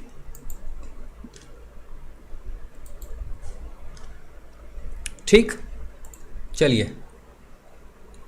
Second सबसे important indicator, that is called Bollinger band. John Bollinger ने बनाया था। अब बनाते समय उन्होंने क्या किया था क्या नहीं, that is a different thing. ठीक, आपको देते हैं एक छोटा सा ब्रेक बोलिंजर बैंड से पहले, और जरा इस वीडियो को ध्यान से देखिए और सुनिए कि शंकर शर्मा जी क्या कह रहे हैं इस वीडियो के अंदर। ओके, ब्रेक बनता है ना 2 मिनट का, और यहां पर आपके लिए इंफॉर्मेशन है फ्रेंड्स, ठीक है? ध्यान से सुनिएगा। सर, जब शेयर बाय करने के लिए सही है ऐसा लगता है तो सिर्फ उसे और थोड़ा स्ट्रांग करने के लिए। हाँ बिल्कुल सही है मयूर जी। अब ध्यान से सुनिए फ्रेंड्स, इंग्लिश में है, अगर आप चाहें तो हम इसका हिंदी ट्रांसलेशन कर सकते हैं। इंग्लिश में है, अगर आप चाहें तो हम इसका हिंदी ट्रांसलेशन कर सकते हैं। कमेंट बॉक्स में बताइए हिंदी और इंग्लिश, कमेंट बॉक्स में दीजिए हिंदी और English.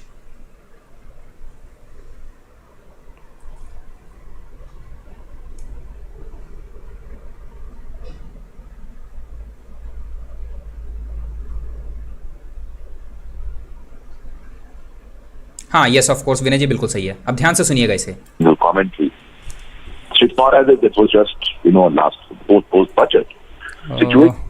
Just a minute friends, voice नहीं आई थी ना? हाँ अभी वॉइस आएगी, अब ध्यान से सुनिएगा। Okay, Godrej consumers saying a gloomy outlook, and he was talking about recession 3 times in a single commentary.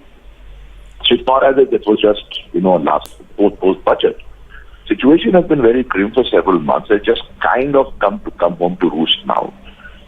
So the FPI outflow, and that's anyway very volatile numbers. I don't want to comment on that. But the real point is FPIs to take a view, long-term view in India, the numbers have to improve.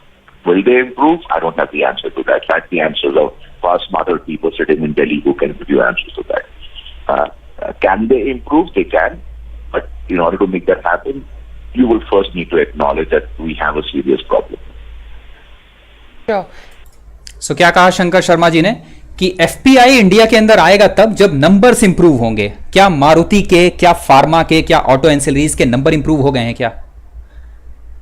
और शंकर शर्मा जी ये बात कह रहे हैं कि FPIs ऐसे नहीं आएगा कि जो यहां से गया वो इमीडिएटली एक दिन आपने एक डिसीजन लिया और डिसीजन लेने के तुरंत बाद वो अगले दिन आना शुरू हो जाएगा। यहां वो देखेगा कि नंबर्स कैसे हैं आपके, ऑटो एंसिलरीज, फार्मा, FMCGs, क्या इनके नंबर सही हो गए हैं? नंबर्स का मतलब है रिजल्ट्स। अब ध्यान से सुनिए जो अगला डिस्कशन है फ्रेंड्स। क्वालिटी का नॉलेज रखना बहुत जरूरी है, तभी आप मार्केट के ऊपर सही राय दे पाएंगे। Okay, So Shankar, I mean, not in New Delhi, but sitting out there in Dubai in the midst of your breakfast, what do you think the government can do? We all know, we've talked about this during the budget as well, that the fiscal elbow room is rather narrow at this point in time. We've all seen with the tax collections as well that there's only that much that they can do. What can the government do by way of reforms to try and pick up the economy, which is in a clear distress? Lady पूछ रही है कि government आखिर क्या कर सकती है इस पर्टिकुलर सिचुएशन के अंदर, जो कि थोड़ा बहुत जो हमारा जो इकोनॉमी है उसको पटरी पर लाने के लिए जरूरी होगा। आप ध्यान से सुनिए कि क्या कहने वाले हैं। You want to hear the politically correct view or what I would do if I was the head of the country or head of the finance ministry? The latter. एक बिजनेसमैन ये कह रहा है, do you want to hear the politically correct view? यानी उनको भी ये पता है कि अगर हम कुछ कहेंगे गवर्नमेंट के अगेंस्ट में तो हमारे लिए प्रॉब्लम होगी। ये बात इस देश का एक इन्वेस्टर जो है वो ये कह रहा है कि भाई हमको हमेशा गवर्नमेंट के फेवर में ही बात करनी है या फिर सच बोलना है। तो लेडी देखिए क्या कहती हैं। शंकर, लेडी कहती हैं द सेकंड व्यू मींस जो करेक्ट व्यू है वो दीजिए। कम से कम दुबई में बैठे हुए आप ये बात तो सच कह ही सकते हैं। Right? When you say such things, people handle trouble these days. Take your pick. Sitting far away in Dubai, I don't think that should be a problem, should it?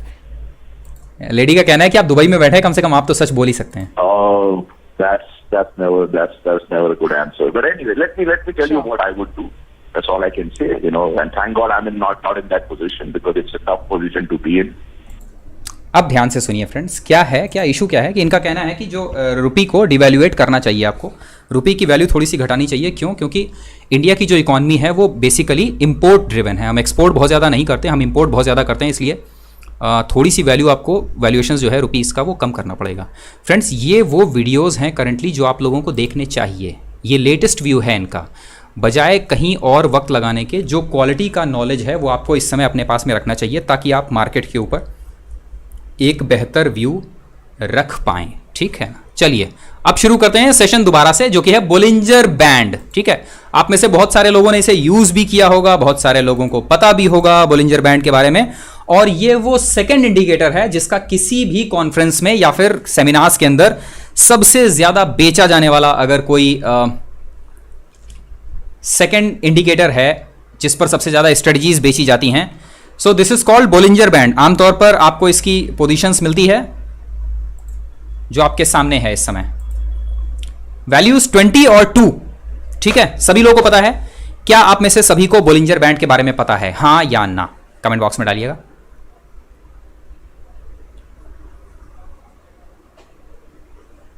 Yes और नो, देन वी कैन आगे बढ़ाते हैं session को।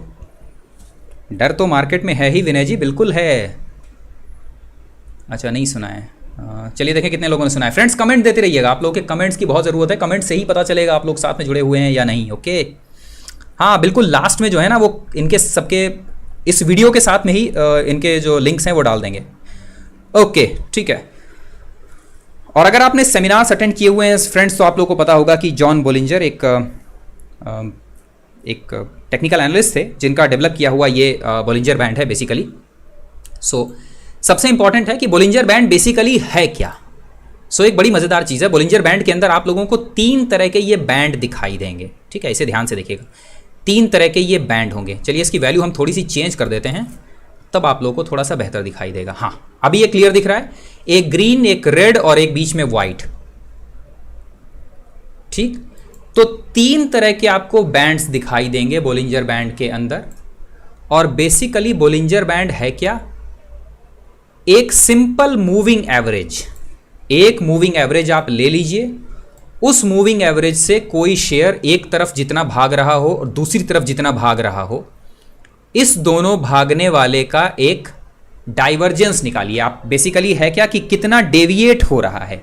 सो ये deviation है Bollinger band के अंदर कि एक तरफ कितना भागता है और दूसरी तरफ कितना भागता है, उसका आप एक बैंड बना दीजिए दोनों तरफ, और जो आपको उसके बाद एक फिगर प्राप्त होगा, that is called Bollinger band. अब जरा इसे ध्यान से देखिएगा, हम आपके सामने एक बहुत मजेदार काम करने वाले हैं।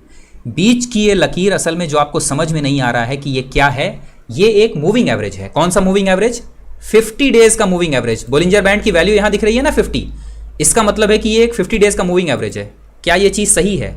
अगर ये सही है तो हम इस चार्ट पर एक 50 डेज का मूविंग एवरेज प्लॉट कर देते हैं यहां पर।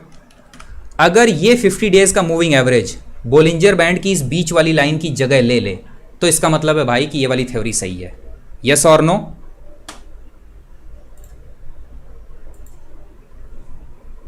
क्लियर हो गया? किसी को कोई डाउट है? हाँ बिल्कुल सही है Vinay ji, sigma of the moving average. ठीक है, आप उसे और कठिन भाषा में कर दीजिए ताकि और समझ में ना आए। ठीक है, ओके। सो सिंपल है कि ये एक सिंपल मूविंग एवरेज है।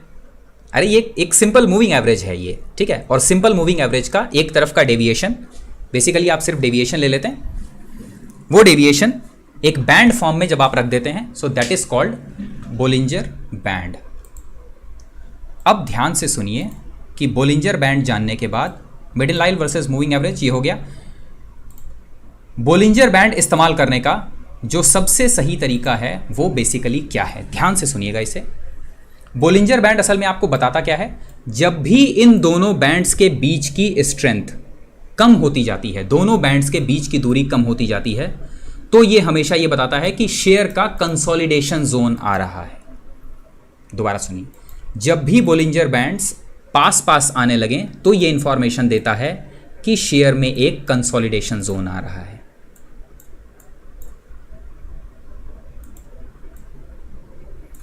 जब भी कभी भी बैंड के बीच में दूरी बढ़ने लगे तो ये इंफॉर्मेशन है कि एक ट्रेंड आने वाला है। वो ट्रेंड अपसाइड में भी हो सकता है, और अगर बैंड के बीच की दूरी बढ़ने लगती है, जैसे कि यहां पर देखिए, तो ट्रेंड डाउन ट्रेंड भी हो सकता है। बोलिंजर बैंड आपको ये नहीं बताता कि शेयर अप ट्रेंड में जाएगा या डाउन ट्रेंड में, ये सिर्फ ये बताता है कि शेयर कब कंसोलिडेट हो रहा है और कब ट्रेंड के अंदर आ रहा है। नाउ हमारे लिए इंपॉर्टेंट इंफॉर्मेशन क्या है, बोलिंजर बैंड को ट्रेड करने का तरीका, कि बोलिंजर बैंड को ट्रेडिंग करने के लिए आप कैसे इस्तेमाल कर सकते हैं। Sure short strategies number 1, middle line cross हमेशा ध्यान रखिए। स्क्रीन आ गई, ओके चलिए बेहतर है, ठीक। बोलिंजर बैंड को ट्रेड करने का तरीका क्या है कि जब भी कभी भी कोई भी शेयर बोलिंजर बैंड के निचले बैंड के पास में हो, तब तक आप वेट कीजिए। पहली कैंडल मिडिल लाइन को जिस भी जगह पर क्रॉस करके बंद हो जाए, जैसे कि ये कैंडल बंद हुई, वहां पर आप ट्रेड लीजिए, और उसके बाद जब भी अगली कैंडल मिडिल लाइन को टच कर रही हो, उस जगह पर आप अपनी ट्रेड से बाहर निकल जाइए, ठीक। ध्यान से देखते रहिएगा इसे। मिडिल लाइन के ऊपर जब भी कभी कोई कैंडल क्लोज करे, वहां पर आप ट्रेड लीजिए। अपर बैंड के पास में जो हायर बैंड है, हायर बैंड के पास में जब भी कैंडल टच करती है, इसके पास में आप ट्रेड से निकल जाइए, ठीक। ध्यान से, सर रेड लाइन नीचे जाती है तो शेयर ऊपर जा रहा है, नहीं ऐसा नहीं है प्रतीक जी, अभी इसका डिस्क्रिप्शन देंगे, इस ध्यान से इस चीज़ को सुनते रहिए जो हम बता रहे हैं, ठीक है। तो बोलिंजर बैंड को इस्तेमाल करने का पहला तरीका क्या है कि मिडिल लाइन क्रॉस करे, जब भी शेयर मिडिल लाइन क्रॉस करके बंद हो जाए, इस जगह पर आप ट्रेड ले लीजिए। ऊपरी लाइन या जो ऊपरी बार है, इस बार को जब भी टच करे, वहां पर अपनी ट्रेड एग्जिट कर दीजिए। जरा देखिए कि कितनी बार आपको प्रॉफिट हो सकता है, देखते रहिएगा फ्रेंड्स।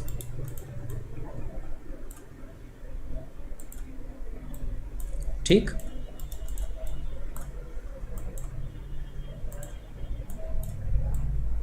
है।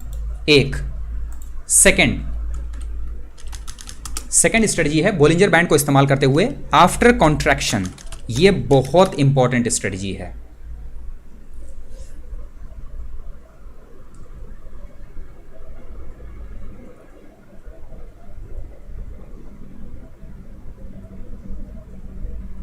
हाँ यस ऑफ कोर्स, बिल्कुल सही है। अरे कृष्णकांत जी ट्रेडिंग नहीं सिखा रहे हैं, सेशन के साथ में थोड़ी देर रहिए, अभी आपको पता चल जाएगा, आपकी आंखें खुलेंगी। ट्रेडिंग नहीं सिखा रहे हैं हम आपको हम ये बता रहे हैं कि कैसे ट्रेडिंग सिखाई जाती है, ठीक है। अब ध्यान से सुनिएगा फ्रेंड्स, जब भी कभी भी कॉन्ट्रैक्शन कि आफ्टर कॉन्ट्रैक्शन जब भी कभी भी आप हाँ कॉन्ट्रैक्शन या कंसोलिडेशन बोथ आर सेम, ठीक है। बोलिंजर बैंड कॉन्ट्रैक्ट के बाद जब भी कभी भी बढ़ना शुरू करे, उस समय आपको हमेशा ट्रेड लेना है। जब भी कभी भी कैंडल बोलिंजर बैंड के ऊपरी स्तरों पर आ जाए, जो अपर बैंड है बैंड का, उसके पास में ट्रेड आता है, वहां पर ट्रेड एंट्री कीजिए। उसके बाद कॉन्टिन्यूअसली अपना स्टॉप लॉस जो है वो ट्रेल करते रहिए, आपको बेहतरीन रनअप मिलेंगे। अब इसके एग्जाम्पल देखते रहिएगा, कितने शानदार एग्जाम्पल होंगे कॉन्ट्रैक्शन के बाद। ज़रा कहीं एक बेहतरीन कॉन्ट्रैक्शन के बाद, ये देखिए कॉन्ट्रैक्शन ज़रा, ठीक। ये कॉन्ट्रैक्शन के बाद शेयर ऊपर निकला, करंट लेवल है कौन सा 373 हेक्सावेयर है ये। 380 के पास में बाय है और करंटली शेयर चल रहा है 394, अभी भी ट्रेड ओपन है। ठीक, कुछ और शेयर्स देखते हैं, जैसे कि HDFC को देखते हैं। कॉन्ट्रैक्शन के बाद में जहाँ पर निकला हो अचानक से तेज़ी से, ये रहा। नहीं,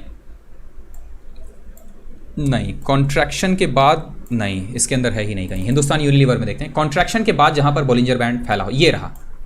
ये ध्यान से देखिए, ये है कॉन्ट्रैक्शन जोन। कॉन्ट्रैक्शन के बाद शेयर भागा, इस जगह पर बाय कीजिए और बाय करने के बाद आप ट्रेल करते रहिए अपना स्टॉप लॉस। और देखिए, कॉन्ट्रैक्शन के बाद जब भी कभी भी बॉलिंजर बैंड फैला हो, और कहाँ पर मिला है, सारे बाई साइड में ही देख रहे हैं ना, इस वजह से ज़्यादा नहीं मिल रहे हैं। ठीक है, ये देखिए, ध्यान से देखिए फ्रेंड्स, कॉन्ट्रैक्शन के बाद बॉलिंजर बैंड जब फैलना शुरू करता है, आप बाय कीजिए। शेयर के अंदर रनअप देखिए, ये रनअप दिख रहा है आपको, कितना रनअप हुआ है, 780 से लेकर 830 तक का ये रनअप दिख रहा है। श्योर शॉर्ट स्ट्रेटजी है बॉलिंजर बैंड के अंदर। दो तरह की स्ट्रेटजी, सबसे पहली कि मिडिल लाइन क्रॉस करता है। जब भी बॉलिंजर बैंड में आपका शेयर निचले स्तरों से मिडिल लाइन क्रॉस करे, ट्रेड ओपन कर दीजिए, यानी कि पहली कैंडल जो मिडिल लाइन क्रॉस करके बंद हो जाए, ट्रेड ओपन कर दीजिए, वहां से आपको आराम से 3-4% का रिटर्न जरूर मिलेगा। ठीक, सेकेंड स्ट्रेटजी है कि जब भी कभी भी बॉलिंजर बैंड कॉन्ट्रैक्शन के बाद एक्सपेंशन कर रहा हो, तब फ्रेश बाय कीजिए, पहली ही कैंडल के क्लोजिंग के समय। ये दो स्ट्रेटजीज। हाँ बिल्कुल, what is a trailing stop loss knowledge brother, बताएंगे, बिल्कुल बताएंगे ये भी। ठीक है ना, स्टॉप लॉसेस को लगातार ऊपर बढ़ाते रहना, that is called trailing stop loss. ठीक है, ये करते रहिए। ये दो स्ट्रेटजीज श्योर शॉट हैं बॉलिंजर बैंड की। हाँ या ना, समझ में आया यहां तक?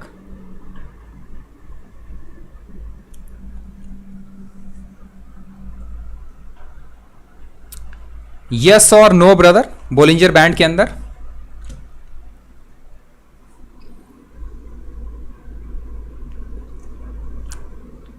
यहां तक समझ में आया? गुड। सो इस इंफॉर्मेशन का इस्तेमाल करके बॉलिंजर बैंड में ट्रेड किया जा सकता है और प्रॉफिटेबल ट्रेड्स हो सकती हैं। 100% नहीं तो कम से कम 80% प्रॉफिटेबल ट्रेड तो हो ही सकती हैं। यस और नो, यस और नो।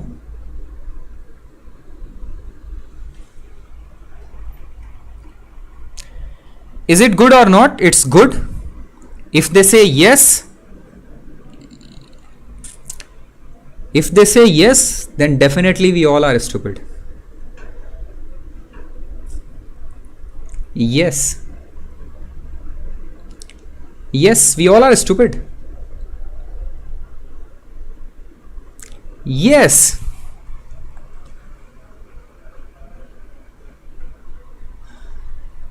Now फ्रेंड्स, अब धीरे धीरे आपको कुछ पता चल रहा है कि नहीं? क्या पता चल रहा है आपको? आपको यह पता चल रहा है कि एक स्ट्रेटजी अगर हम आपके सामने डिस्कस करें, शेयर का एक डिटेल नॉलेज दें, एक पर्टिकुलर इंडिकेटर का नॉलेज डिटेल में आपको बताएं, तो आपको कन्विंस किया जा सकता है कि भाई ये पर्टिकुलर जो स्ट्रेटजी है ये 100% नहीं तो 80% काम करेगी। आप कन्विंस हो जाते हैं इस चीज के लिए, हां या ना?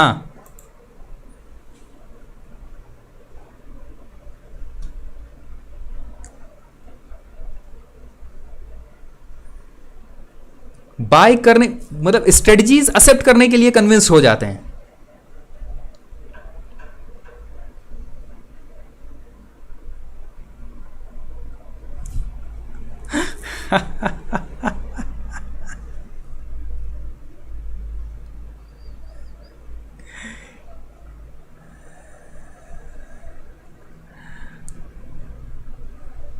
यस, सही है ना ये? और इंडिया के अंदर टोटल 1% जो जनसंख्या है, सिर्फ वही अभी मार्केट में लगी हुई है। 99% जनसंख्या मार्केट में लगी नहीं है। और 1% में से कितने लोग हैं जिनके पास में नॉलेज है, वो आप लोगों को खुद ही पता है।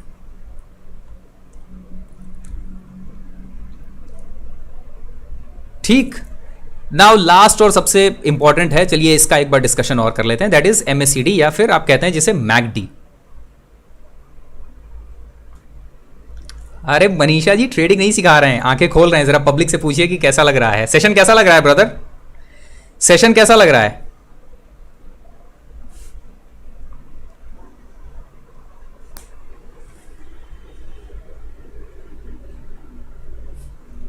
यस ऑफ कोर्स विनय जी, हम तो वही यूज करेंगे ही भाई जो आपके लिए सही हो।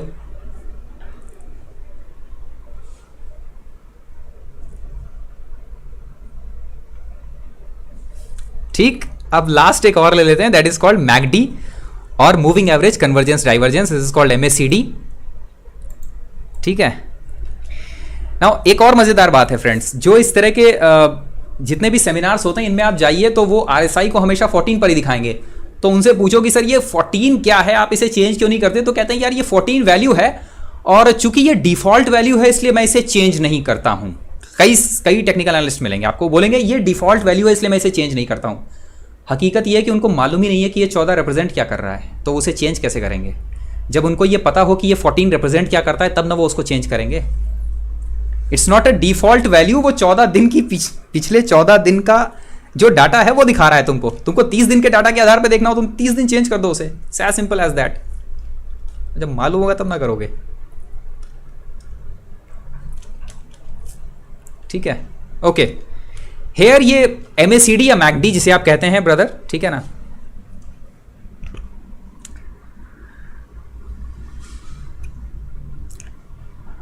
शॉर्ट कवरिंग, अरे बता देंगे ब्रदर, थोड़ा सा वक्त तो दीजिए, 2-3 टाइम देखो। नॉर्मल मिल रहा है, नो लैग मिल रहा है थोड़ा थोड़ा, okay okay. Today session is to make sure we don't fall into this trap. कुछ मज़ा आने वाला है इधर, कुछ ब्लास्ट करने, यही है, ये सारा ब्लास्टिंग ही है, ये और क्या है। ठीक है, अच्छा ये है MACD, आमतौर पर जिसकी वैल्यू आपको हमेशा दिखती है 9 26 या 24, हम इसकी वैल्यू चेंज कर देते हैं 10 और 30 से, ठीक है ना। नाउ व्हाट इज MACD या जिसे आप MACD कहते हैं या आप कहते हैं मूविंग एवरेज कन्वर्जेंस डाइवर्जेंस, वो बेसिकली होता क्या है? So moving average convergence divergence और कुछ भी नहीं है, ये सिर्फ 2 वैल्यूज, ध्यान से सुनिएगा फ्रेंड्स, 2 वैल्यूज, जैसे कि आप इनकी शॉर्ट पीरियड और लॉन्ग पीरियड 2 मूविंग एवरेजेस आप ले लीजिए, 10 दिनों का और 30 दिनों का मूविंग एवरेज। इनमें से 10 दिनों के मूविंग एवरेज में से 30 दिनों का मूविंग एवरेज घटा दीजिए, घटा दिया तब आपको एक लाइन मिलेगी जो कि होगी ये ग्रीन कलर की लाइन जो दिख रही है आपको, ये है MACD लाइन। इस MACD लाइन को एक तीसरी और एवरेजिंग लाइन कोई भी आप प्लॉट कर दीजिए, 9 दिनों की, 10 दिनों की, 30 दिनों की, 50 दिनों की, इसके कंपैरिजन में जब आप देखते हैं तो आपको जो डाटा सामने दिखाई देता है that is called MACD। Simple भाषा में कहें तो MACD में और एक डबल मूविंग एवरेज के अंदर कोई मेजर डिफरेंस नहीं है, इसे ध्यान से देखिएगा, ठीक है ना। Just a minute friends, double moving average लगा देते हैं, ठीक है ना। इन दोनों के बीच में बहुत ज़्यादा कोई डिफरेंस नहीं है, ठीक। बट मूविंग एवरेज का इस्तेमाल या MACD का इस्तेमाल हम करते कैसे हैं, ध्यान से देखिएगा। MACD के अंदर आपको 2 लाइनें मिलती हैं, एक MACD लाइन जो कि ये ग्रीन कलर वाली लाइन है, दूसरी रेड लाइन जो कि है इसकी एक इंडिकेशन लाइन, ठीक। MACD का इस्तेमाल करने के लिए 2 तरीके हैं, क्या क्या, हाउ टू यूज शोर शॉर्ट स्ट्रेटजीज। शोर शॉर्ट स्ट्रेटजी में सबसे पहले है क्रॉसओवर। क्रॉसओवर में अप ट्रेंड में हम बात कर रहे हैं फ्रेंड्स, हम लोग चूंकि प्योर बुल हैं तो हम बुल की बात करते हैं। जब भी कभी भी MACD लाइन इंडिकेशन लाइन से ऊपर की तरफ क्रॉस करती है, आप हमेशा उस पोजीशन में बाय कर लीजिए, आपको एक बेहतरीन श्योर शॉट बाय कॉल मिलेगी, ठीक है, देखते रहिएगा। हम सिर्फ जहां जहां पर क्रॉस कर रही है उन जगहों पर क्लिक करते जा रहे हैं, ठीक है, देखते रहिए। कोई भी शेयर उठा लीजिए, कोई भी चार्ट उठा लीजिए, देखिए यहां पर बाय किया आपने अप ट्रेंड में, यहां पर ये इतना अप ट्रेंड, ये छोटा सा अप ट्रेंड यहां आपको मिल रहा है, यहां देखिए ये इतना अप ट्रेंड, ये छोटा सा अप ट्रेंड आपको मिला, यहां पर ये अप ट्रेंड, ये एक अप ट्रेंड मिल रहा है, ये क्रॉस किया, ये अप ट्रेंड मिल रहा है, ये क्रॉस किया, ये अप ट्रेंड मिल रहा है, ठीक। देन चलिए कोई और शेयर लेते हैं, ये मान लेते हैं कि चलिए भाई ये शेयर तो green crossover red, buy red crossover green sell. हाँ yes of course Vinay ji बिल्कुल सही है, जो हम बता रहे हैं उसका ठीक उल्टा, तो मतलब सेल होगा। ठीक, यहाँ पर देखिए ग्रीन क्रॉसओवर रेड जहाँ भी मिल रहा है आपको, ये अप ट्रेंड है। ठीक, और देखते हैं नीचे कहाँ पर हमको अप ट्रेंड मिल सकता है। ग्रीन क्रॉसओवर रेड कहाँ, ये देखिए ये ग्रीन क्रॉसओवर रेड है, तो यहाँ छोटा सा आपको एक अप ट्रेंड मिल गया। ठीक, देखते रहिएगा अप ट्रेंड है। सबसे बेहतरीन जो मतलब सेल किया जा सकता है ना, वो है मैकडी MACD। ये देखिए बहुत ही श्योर शॉर्ट इन्फॉर्मेशन मिलती है मैकडी से। मतलब ट्रेडिंग के लिए अगर आप किसी चीज़ को इस्तेमाल करना चाहें तो मैकडी बेहतरीन तरीके से इस्तेमाल कर सकते हैं। इसीलिए फ्रेंड्स हमारे शुरुआत के अगर आप कुछ वीडियोस देखेंगे ना, तो उसके अंदर आपको मैकडी मिलेगा। हम लोग मैकडी इंडिकेटर यूज़ करते थे नॉलेज के लिए। आप अगर बिल्कुल शुरुआत वाले इंडिकेटर वो देखेंगे ना हमारे वीडियोस, तो आपको बढ़िया मिलेंगे ये। ठीक है ना, नहीं मैकडी फॉलिंग मार्केट में भी काम करता है। गौरव पुरी जी मैकडी फॉलिंग मार्केट में भी बढ़िया काम करता है। ठीक, सो फ्रेंड्स ये चीज़ क्लियर हुई आपको कि मैकडी के अंदर अगर कभी भी ग्रीन क्रॉसओवर रेड यानी मैकडी लाइन अपनी इंडिकेटर लाइन के ऊपर अगर मिल रही है आपको क्रॉसओवर में, तो आप बाय कीजिए। श्योर शॉर्ट 2-3% तो आपके कहीं भी नहीं गए हैं।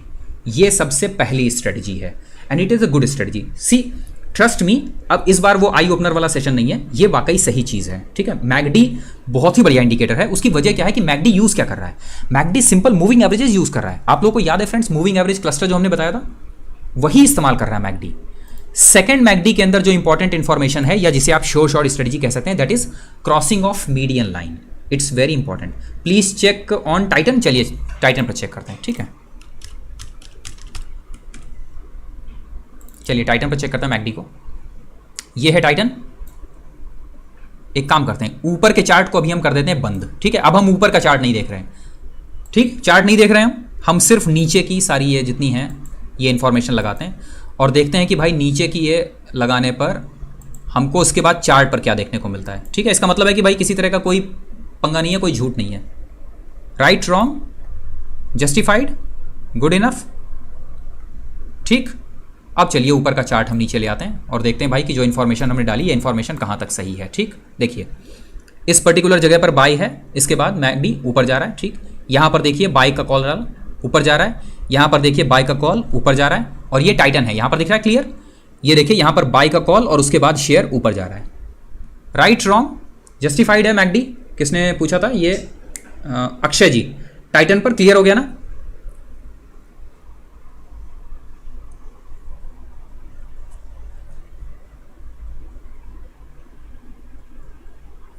गौरवपुरी जी, अभी शेयर्स इस समय डिस्कस नहीं हो रहे हैं ब्रदर। ठीक है ना, इस समय शेयर्स डिस्कस नहीं हो रहे हैं। ओके, क्लियर हो गया ये। सो इसका मतलब है कि मैकडी काम करता है। सो पहली स्ट्रेटजी मैकडी में ये है कि निचले स्तरों से अगर ग्रीन क्रॉसओवर रेड आपको मिल जा रहा है, वैल्यू सेम ये रखिएगा 9, 10 और 30 की।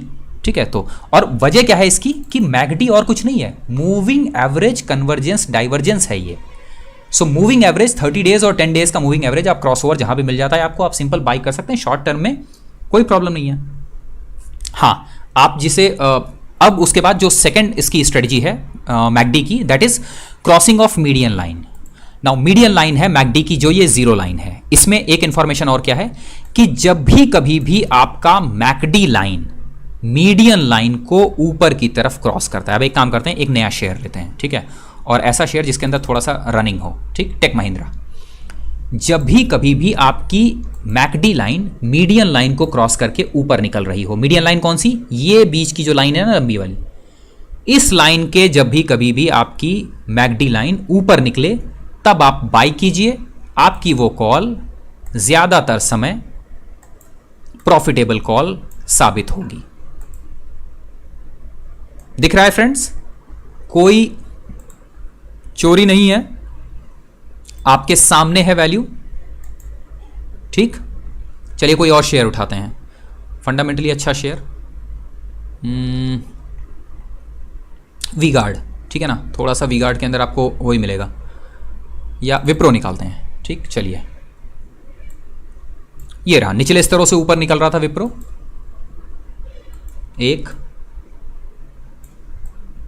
और कहाँ है, ये रहा, निचले स्तरों से ऊपर जा रहा था विप्रो, दो। ठीक है, ऊपर आपको दिख रहा है यहां पर वैल्यू, क्लियर है।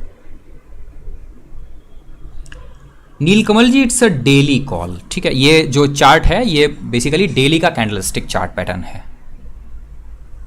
ओके, किरण गुप्ता जी निफ्टी 20 पर, चलिए निफ्टी 20 पर देखते हैं इसको। गुड, बढ़िया है। जो सजेशन देना है फ्रेंड्स सजेशन दीजिए। सेमिनार आपका है, सेशन आपका है, नॉलेज हमारा है, ठीक है ना। आपके साथ हम शेयर कर रहे हैं। निफ्टी 20 के अंदर अगर आपको इतनी वैल्यू मिल रही है that is more than sufficient. कहाँ से कहाँ तक की मिली है देखिएगा, 8200 से 8300 मिल रही है, 100 पॉइंट्स निफ्टी के मिल रहे हैं, ठीक। यहां देखिए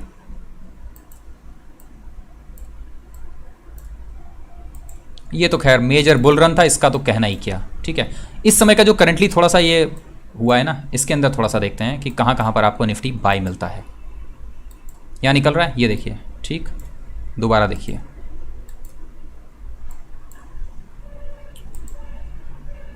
दोबारा देखिए, मिल रहा है। MACD की वैल्यू ये रही आपके सामने। 9 डेज सबसे पहले रखी average period, then short type 10 days का, लॉन्ग टाइप 30 डेज का। ओके, सो ये है मैकडी का श्योर शॉर्ट वैल्यू, जो कि है कौन कौन सी, क्रॉसओवर। जब भी कभी भी आपको जस्ट अ मिनट फ्रेंड्स, जब भी कभी भी आपको मूविंग एवरेज, कन्वर्जेंस, डाइवर्जेंस नीचे से क्रॉसिंग मिल जाए, ठीक है ना। मैकडी अगर निचले स्तरों पर मैकडी लाइन क्रॉस करती है एवरेज लाइन को, तब आप वहां पर बाई करें। सेकंड है कि जब मीडियन लाइन के ऊपर निकल रहा हो तब। अब जरा कमेंट बॉक्स में बताइए, what value should be taken for the Bollinger band and MACD? Will it work on 1, 5, 15, 20? Will it work on daily chart only? ये सारी वैल्यूज पर काम करेगा, बट हमारे लिए जो सबसे ओके IGL पर चलिए। जतिंदर जी की कॉल है और जतिंदर जी हर बार हमारी मदद करते हैं फ्रेंड्स, तो जतिंदर जी के लिए एक बार IGL पर भी देख लेते हैं, ठीक है ना। चलिए एकदम शुरुआत से देखते हैं IGL पर कहाँ वहाँ बाई कर सकते थे, ठीक है। सिर्फ और सिर्फ वो जगह लेते हैं जहां पर मीडियन लाइन क्रॉस कर रहा है। ये रहा, ये रहा, ये रहा, और लेटेस्ट ये देखिए दिख रहा है कहां पर, 316 पर बाई दे रहा है, 330। सोचिए कि अगर कोई ट्रेडर होता तो वो 316 पर ट्रेड लेता, 330। 5% ट्रेडर को मिल जाता है, इसका मतलब समझ लीजिए क्या हुआ। निफ्टी में भी काम करता है। अरे मतलब अब फिर एक के बाद एक सारे लोग लेके आ ही रहे हैं, ठीक है। अब फ्रेंड्स ज़रा ध्यान से सुनिए और इस क्वेश्चन का आंसर बताइए हमको। क्या मैकडी की जो ट्रेडिंग स्ट्रेटजी हमने आपको अभी अभी बताई, ट्रेडिंग के लिए बढ़िया है या नहीं है? आपके सामने है। इज इट गुड और नॉट? इज इट गुड और नॉट? हाँ जतिंदर जी को थैंक्स है भाई। फ्रेंड्स कमेंट बॉक्स में दीजिए हाँ ना, 100 लोग देख रहे हैं। इज इट गुड और नॉट? आप लोग बताइए।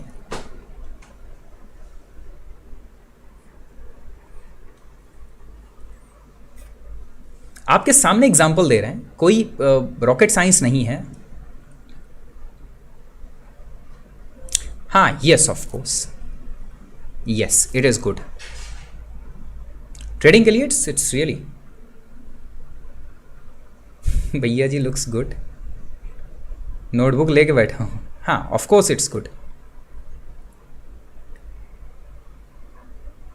बाद में आप हंसोगे तो नहीं।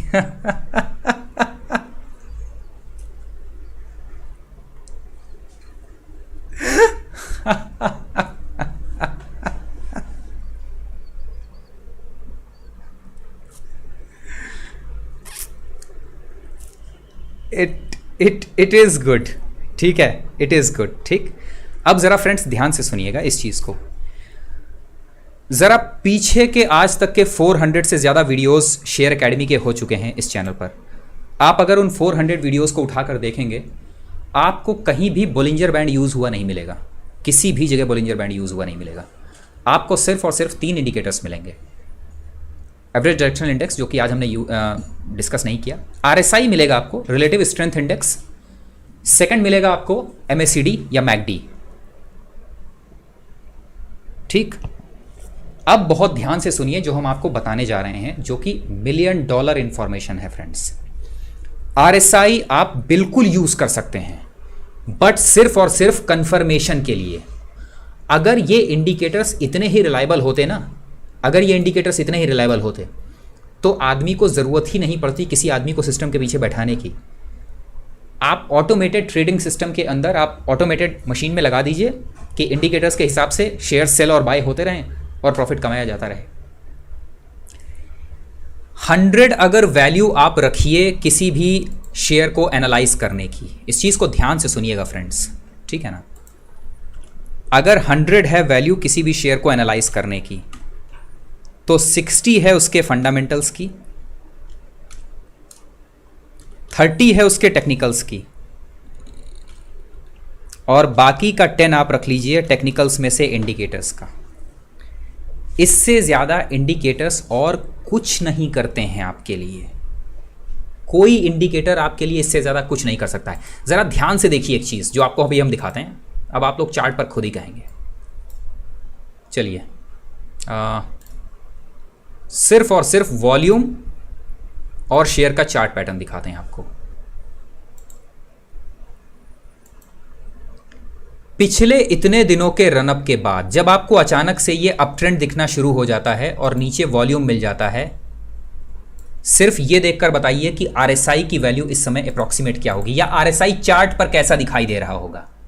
सिर्फ इसे कंपेयर कीजिए, इतने दिनों की ये वैल्यू और उसके बाद आरएसआई को इस जगह तक देखेंगे हम लोग, जिस जगह तक ये वॉल्यूम है और यहां का ये अप ट्रेंड। आरएसआई कैसा होगा, अप या डाउन?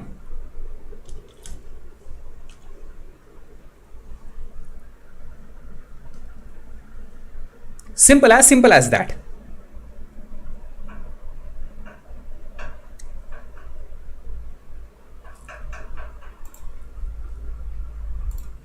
कोई रॉकेट साइंस है?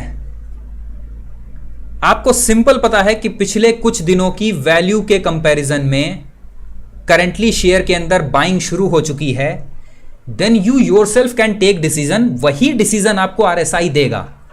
इसी जगह पर अगर हम बोलिंजर बैंड, ठीक है, इस जगह पर अगर हम बोलिंजर बैंड प्लेस करते हैं तो बोलिंजर बैंड कॉन्ट्रैक्शन में होगा या कि बढ़ते हुए होगा? इस जगह पर बोलिंजर बैंड कॉन्ट्रैक्शन में होगा या मतलब क्या कहते हैं आप उसको, मतलब क्लोज होगा या ओपन होगा? सिंपली बताइए, क्लोज होगा या ओपन होगा? सिर्फ इतना बताइए।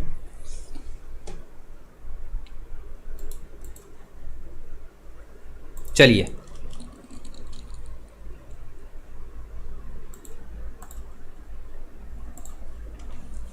एक्सपैंड कर रहा है, क्लियर है। ये वैल्यू आप थोड़ी सी और बढ़ा देंगे यहां पर, पहले वाली वैल्यूज हटा देते हैं, ठीक है, as simple as that. MACD लगाते हैं अगर, it's not MACD histogram, we are looking for the MACD exponential value 10 30, इसे एक्सपोनेंशियल में रखिए। सिंपल देखिए, क्रॉसओवर दिखा रहा है। नाउ ऐसी कौन सी चीज है इंडिकेटर जो आपको दिखा सकता है, जो आप सामने चार्ट देखकर नहीं बता सकते? थोड़े समय के लिए अगर शेयर ने रनअप दे दिया तो आरएसआई आपको ओवरबॉट दिखाई देगा, इस बट ऑब्वियस। शेयर अगर अच्छा खासा रनअप दे रहा है तो आप बोलिंजर बैंड्स पर देखेंगे तो वो आपको ऊपरी बैंड्स के निकट दिखाई देगा, it is but obvious. McD अगर जैसे चढ़ना शुरू करता है, एमएसीडी पहले नीचे क्रॉसओवर देगा, बहुत थोड़े समय तक चढ़ता रहता है, मिडिल लाइन क्रॉसओवर दे देगा, उसके बाद चढ़ता रहता है, आपको हमेशा एमएसीडी ऊपर मिलेगा। इंडिकेटर ऐसा आपको क्या बता रहा है जो आप चार्ट देखकर नहीं जान सकते? एक चीज और मजेदार दिखाते हैं,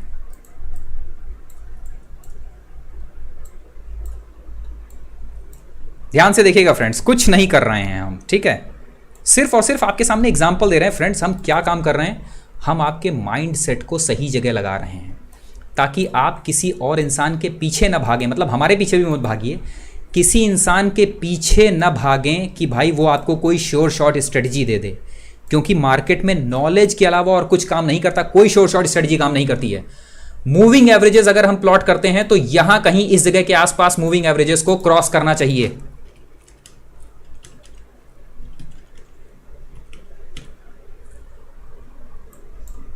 देखते रहिएगा।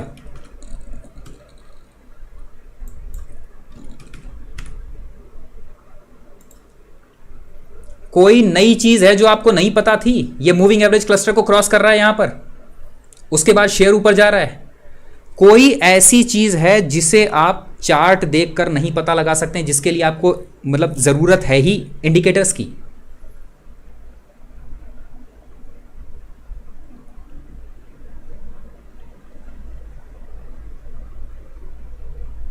क्लियर हुई ये चीज? ये मूविंग एवरेज क्लस्टर है, ये क्लियर हुआ फ्रेंड्स? अब अगर आप हमसे पूछिए कि हमारी sure short strategy, now we are going to be wise. अब पूछिए कि हमारी श्योर शॉर्ट स्ट्रेटेजी क्या है, तो सबसे पहला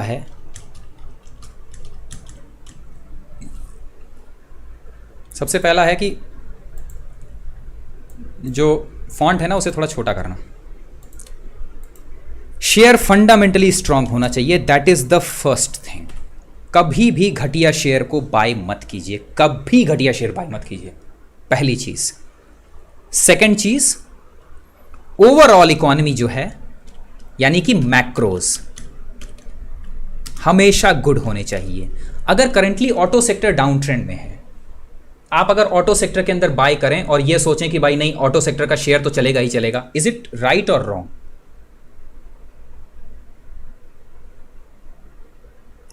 ये फॉर्मल एजुकेशन और हिट एंड ट्रायल दोनों थे Jeet ji. Basically we are avid learner. ऐसा कोई कोर्स नहीं है जिसे हमने अटेंड किया हो और जहां पर हमें इंस्ट्रक्टर ग्रेडिंग ना मिली हो। Means we are one of the best teachers.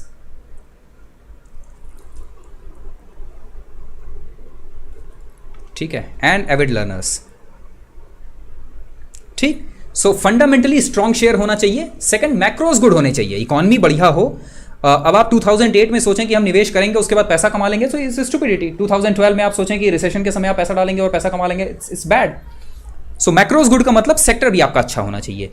Now जब ये दो चीजें हो गई, देन फंडामेंटली शेयर स्ट्रांग है, मैक्रोज गुड है, इसके साथ में देन आता है टेक्निकल। चूंकि हम टेक्निकल्स पढ़ रहे हैं यानी कि ट्रेंड बढ़िया होना चाहिए। ठीक है, अब भाई करंटली आईटी बढ़िया परफॉर्म कर रहा है। ठीक है, देखिए करंटली आईटी अच्छा परफॉर्म कर रहा है, मैक्रोज आईटी के लिए फेवरेबल हैं, बाकी सबके लिए फेवरेबल ना हो बट आईटी के लिए फेवरेबल हैं। बट भाई विप्रो डाउन ट्रेंड के अंदर है, तो आप सोचें कि हम विप्रो में पैसा कमा लेंगे, तो नहीं होगा। विप्रो में डालने वाला थोड़ा है पैसा इस समय। Then third comes technicals. Now अब आप हमसे पूछिए कि टेक्निकल्स के अंदर किन चीज़ों पर सबसे ज़्यादा ध्यान देना चाहिए। सबसे पहली चीज़ है ट्रेंड, सबसे इंपॉर्टेंट। ट्रेंड आपका हमेशा पॉजिटिव होना चाहिए, ट्रेंड आपके लिए फेवरेबल होना चाहिए, फर्स्ट। सेकंड, आपका नज़रिया हमेशा बड़ा होना चाहिए। आप ये मत सोचिए कि आप 5 मिनट की कैंडल और 10 मिनट की कैंडल देखकर और इंट्राडे या फिर 15 मिनट की कैंडल में आप शॉर्ट टर्म के लिए आधे घंटे में आप परफॉर्मेंस निकाल लेंगे। ठीक, सेकंड चीज़ है आपका time horizon, that should be big. ठीक, थर्ड थिंग वॉल्यूम। इसीलिए हम इंट्राडे की कैंडल लेते हैं फ्रेंड्स। क्यों हम इंट्राडे की कैंडल लेते हैं? क्योंकि इंट्राडे का टाइम होराइजन बड़ा होता है। Third is volume. आपने देखा ब्रेकआउट ब्रेकडाउन वॉल्यूम, इनके ब्रेकआउट ब्रेकडाउन के लिए वॉल्यूम बहुत ज़रूरी होता है। अगर वॉल्यूम नहीं है आपके पास में तो ब्रेकआउट ब्रेकडाउन उतना बढ़िया नहीं होगा। ठीक है ना, जहां पर आपको ब्रेकआउट मिल रहा है वहां अगर वॉल्यूम मिल रहा है आपको, तो आपको पता है कि फिर वॉल्यूम की इंपॉर्टेंस क्या है। अरे गणेश जी 2 मिनट के लिए रुक जाइए भाई, आप तो बिल्कुल मतलब एकदम पक्के ट्रेडर हो जाते हैं। ठीक है ना। Second is volume. देन अगर आप हमारी पूछिए पर्सनली हमारी राय कि इसके बाद आपको क्या यूज करना चाहिए, then comes moving averages. It's very important, और उसमें भी सिंगल नहीं, हमेशा मल्टीपल मूविंग एवरेजेस इस्तेमाल कीजिए। और 30 डेज 50 डेज 100 डेज 200 डेज ये मूविंग एवरेज इस्तेमाल कीजिए। इसके अलावा अगर आप किसी इंडिकेटर का इस्तेमाल कर सकते हैं, that is important, that is McD. But ध्यान रखिएगा सिर्फ 5%। अपनी पूरी नॉलेज को, इस पूरी नॉलेज को एक बार वेरीफाई करने के लिए ही मैकडी का इस्तेमाल कीजिए। मैकडी की बेसिस पर कॉल मत लीजिए, कॉल को कंफर्मेशन लीजिए मैकडी से। कॉल का कंफर्मेशन मैकडी से लीजिए, मैकडी की बेसिस पर अपनी कॉल मत लीजिए।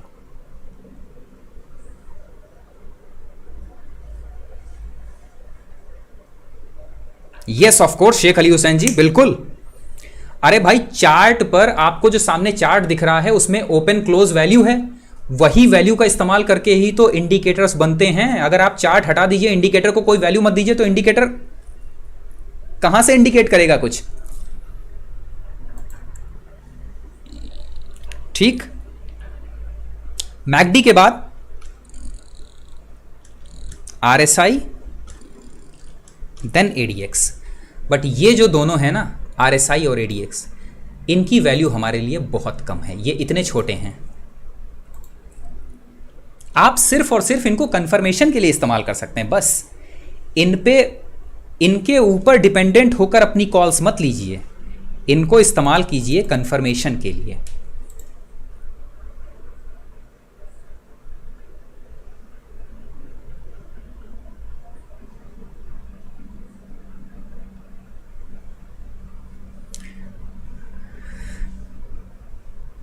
हाँ, yes of course, nothing else.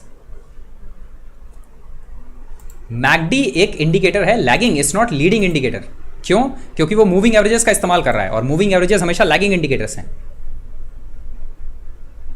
Saurabh ji, तीनों ही ट्रेंड्स जो तीनों ट्रेंड्स हैं, ये देखिए। अब फ्रेंड्स जरा एक बात बताइए, अब ध्यान से सुनिएगा जो हम आपके साथ डिस्कस करने वाले हैं, जो अभी बताने वाले हैं इसे। शुरुआत का अगर इस पूरे सेशन को 3 हिस्सों में बांटें हम, 1/3 और 1/3 सबसे लास्ट वाला हिस्सा, तो शुरुआत का जो 2/3 हिस्सा है, जहां पर कि हमने आपको बोलिंजर बैंड, RSI और MACD इन तीनों की जो जानकारी दी, क्या उस बेसिस पर आप सभी को कन्विंस किया जा सकता है? सिर्फ उतनी, अगर आप शेयर एकेडमी का नॉलेज छोड़ दीजिए, आप सोचिए कि आप शेयर एकेडमी के में नहीं होते, आप हमसे नहीं जुड़े होते, आप सिर्फ कोई सेमिनार कर रहे होते, तो क्या आप इस चीज़ के लिए कन्विंस थे कि RSI, बोलिंजर बैंड और मैकडी का इस्तेमाल करके आप बेहतरीन ट्रेडिंग करके ट्रेडिंग से पैसा बना सकते थे इंट्राडे? यस और नो? क्या ये फर्स्ट जो 2/3 पार्ट था वो एक बेहतरीन सेमिनार हो सकता है कि जहां आपको मूर्ख बनाया जा सके?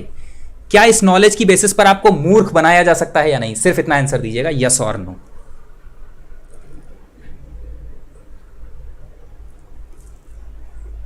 यस और नो फ्रेंड्स। हालांकि ये कहना थोड़ा सा कठिन है कि अपने आप को मूर्ख बनाया जा सकता है, बट अपने आप से ईमानदार होना बहुत ज़रूरी है। देखिए, अनटिल अनलेस यू एक्सेप्ट कि हमारे साथ में प्रॉब्लम है, आप प्रॉब्लम का सोल्यूशन नहीं ढूंढेंगे।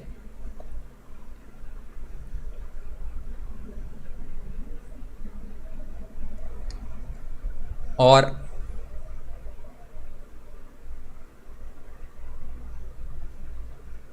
अगर ये चीज़ सही है, सो मार्क ट्वाइन मूर्ख नहीं थे जिन्होंने ये बात कही।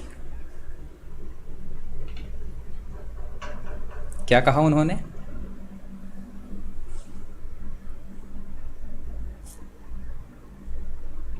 It's easier to fool people than to convince them that they have been fooled.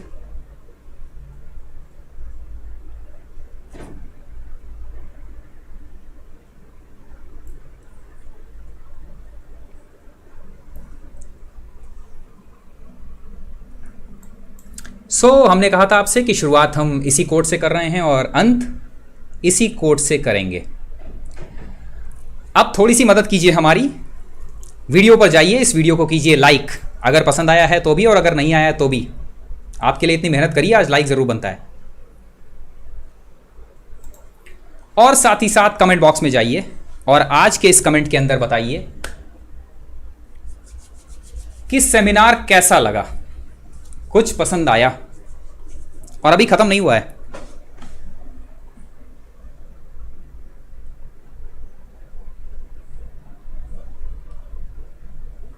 जब तक सच जूते पहनता है झूठ गांव के 2 चक्कर मारा। बहुत सही बात कही आपने, एग्जैक्टली गुड।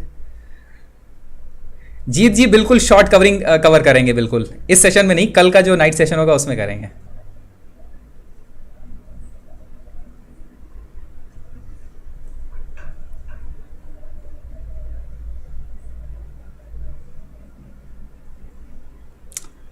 ओके, बिल्कुल कर देंगे उसे, बिल्कुल निश्चिंत रहिएगा। नॉलेज ब्रदर, बिल्कुल आपकी क्वेरीज ले लेंगे। Already like what happened Capacite suddenly. हाँ, कैपेसाइट के बारे में आज रात में स्टडीज़ कंप्लीट करेंगे। यस गौरवपुरी जी, बिल्कुल।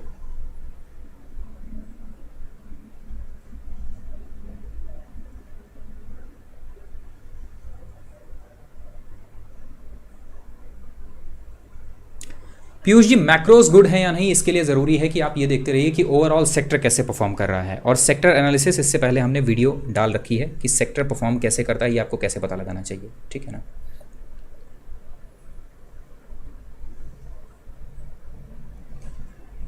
लिटरली 1 घंटे से मुंह खुला का खुला ही है। चलिए, बेहतर है ब्रदर। अगर आप लोग को ये चीज़ पसंद आई है तो it's good, thank you very much friends. और कल जो अगला सेशन होगा ब्रदर वो शायद 2 या 3 दिन का वेट करके हो, that would be on the basis of the fundamental analysis, ठीक है ना।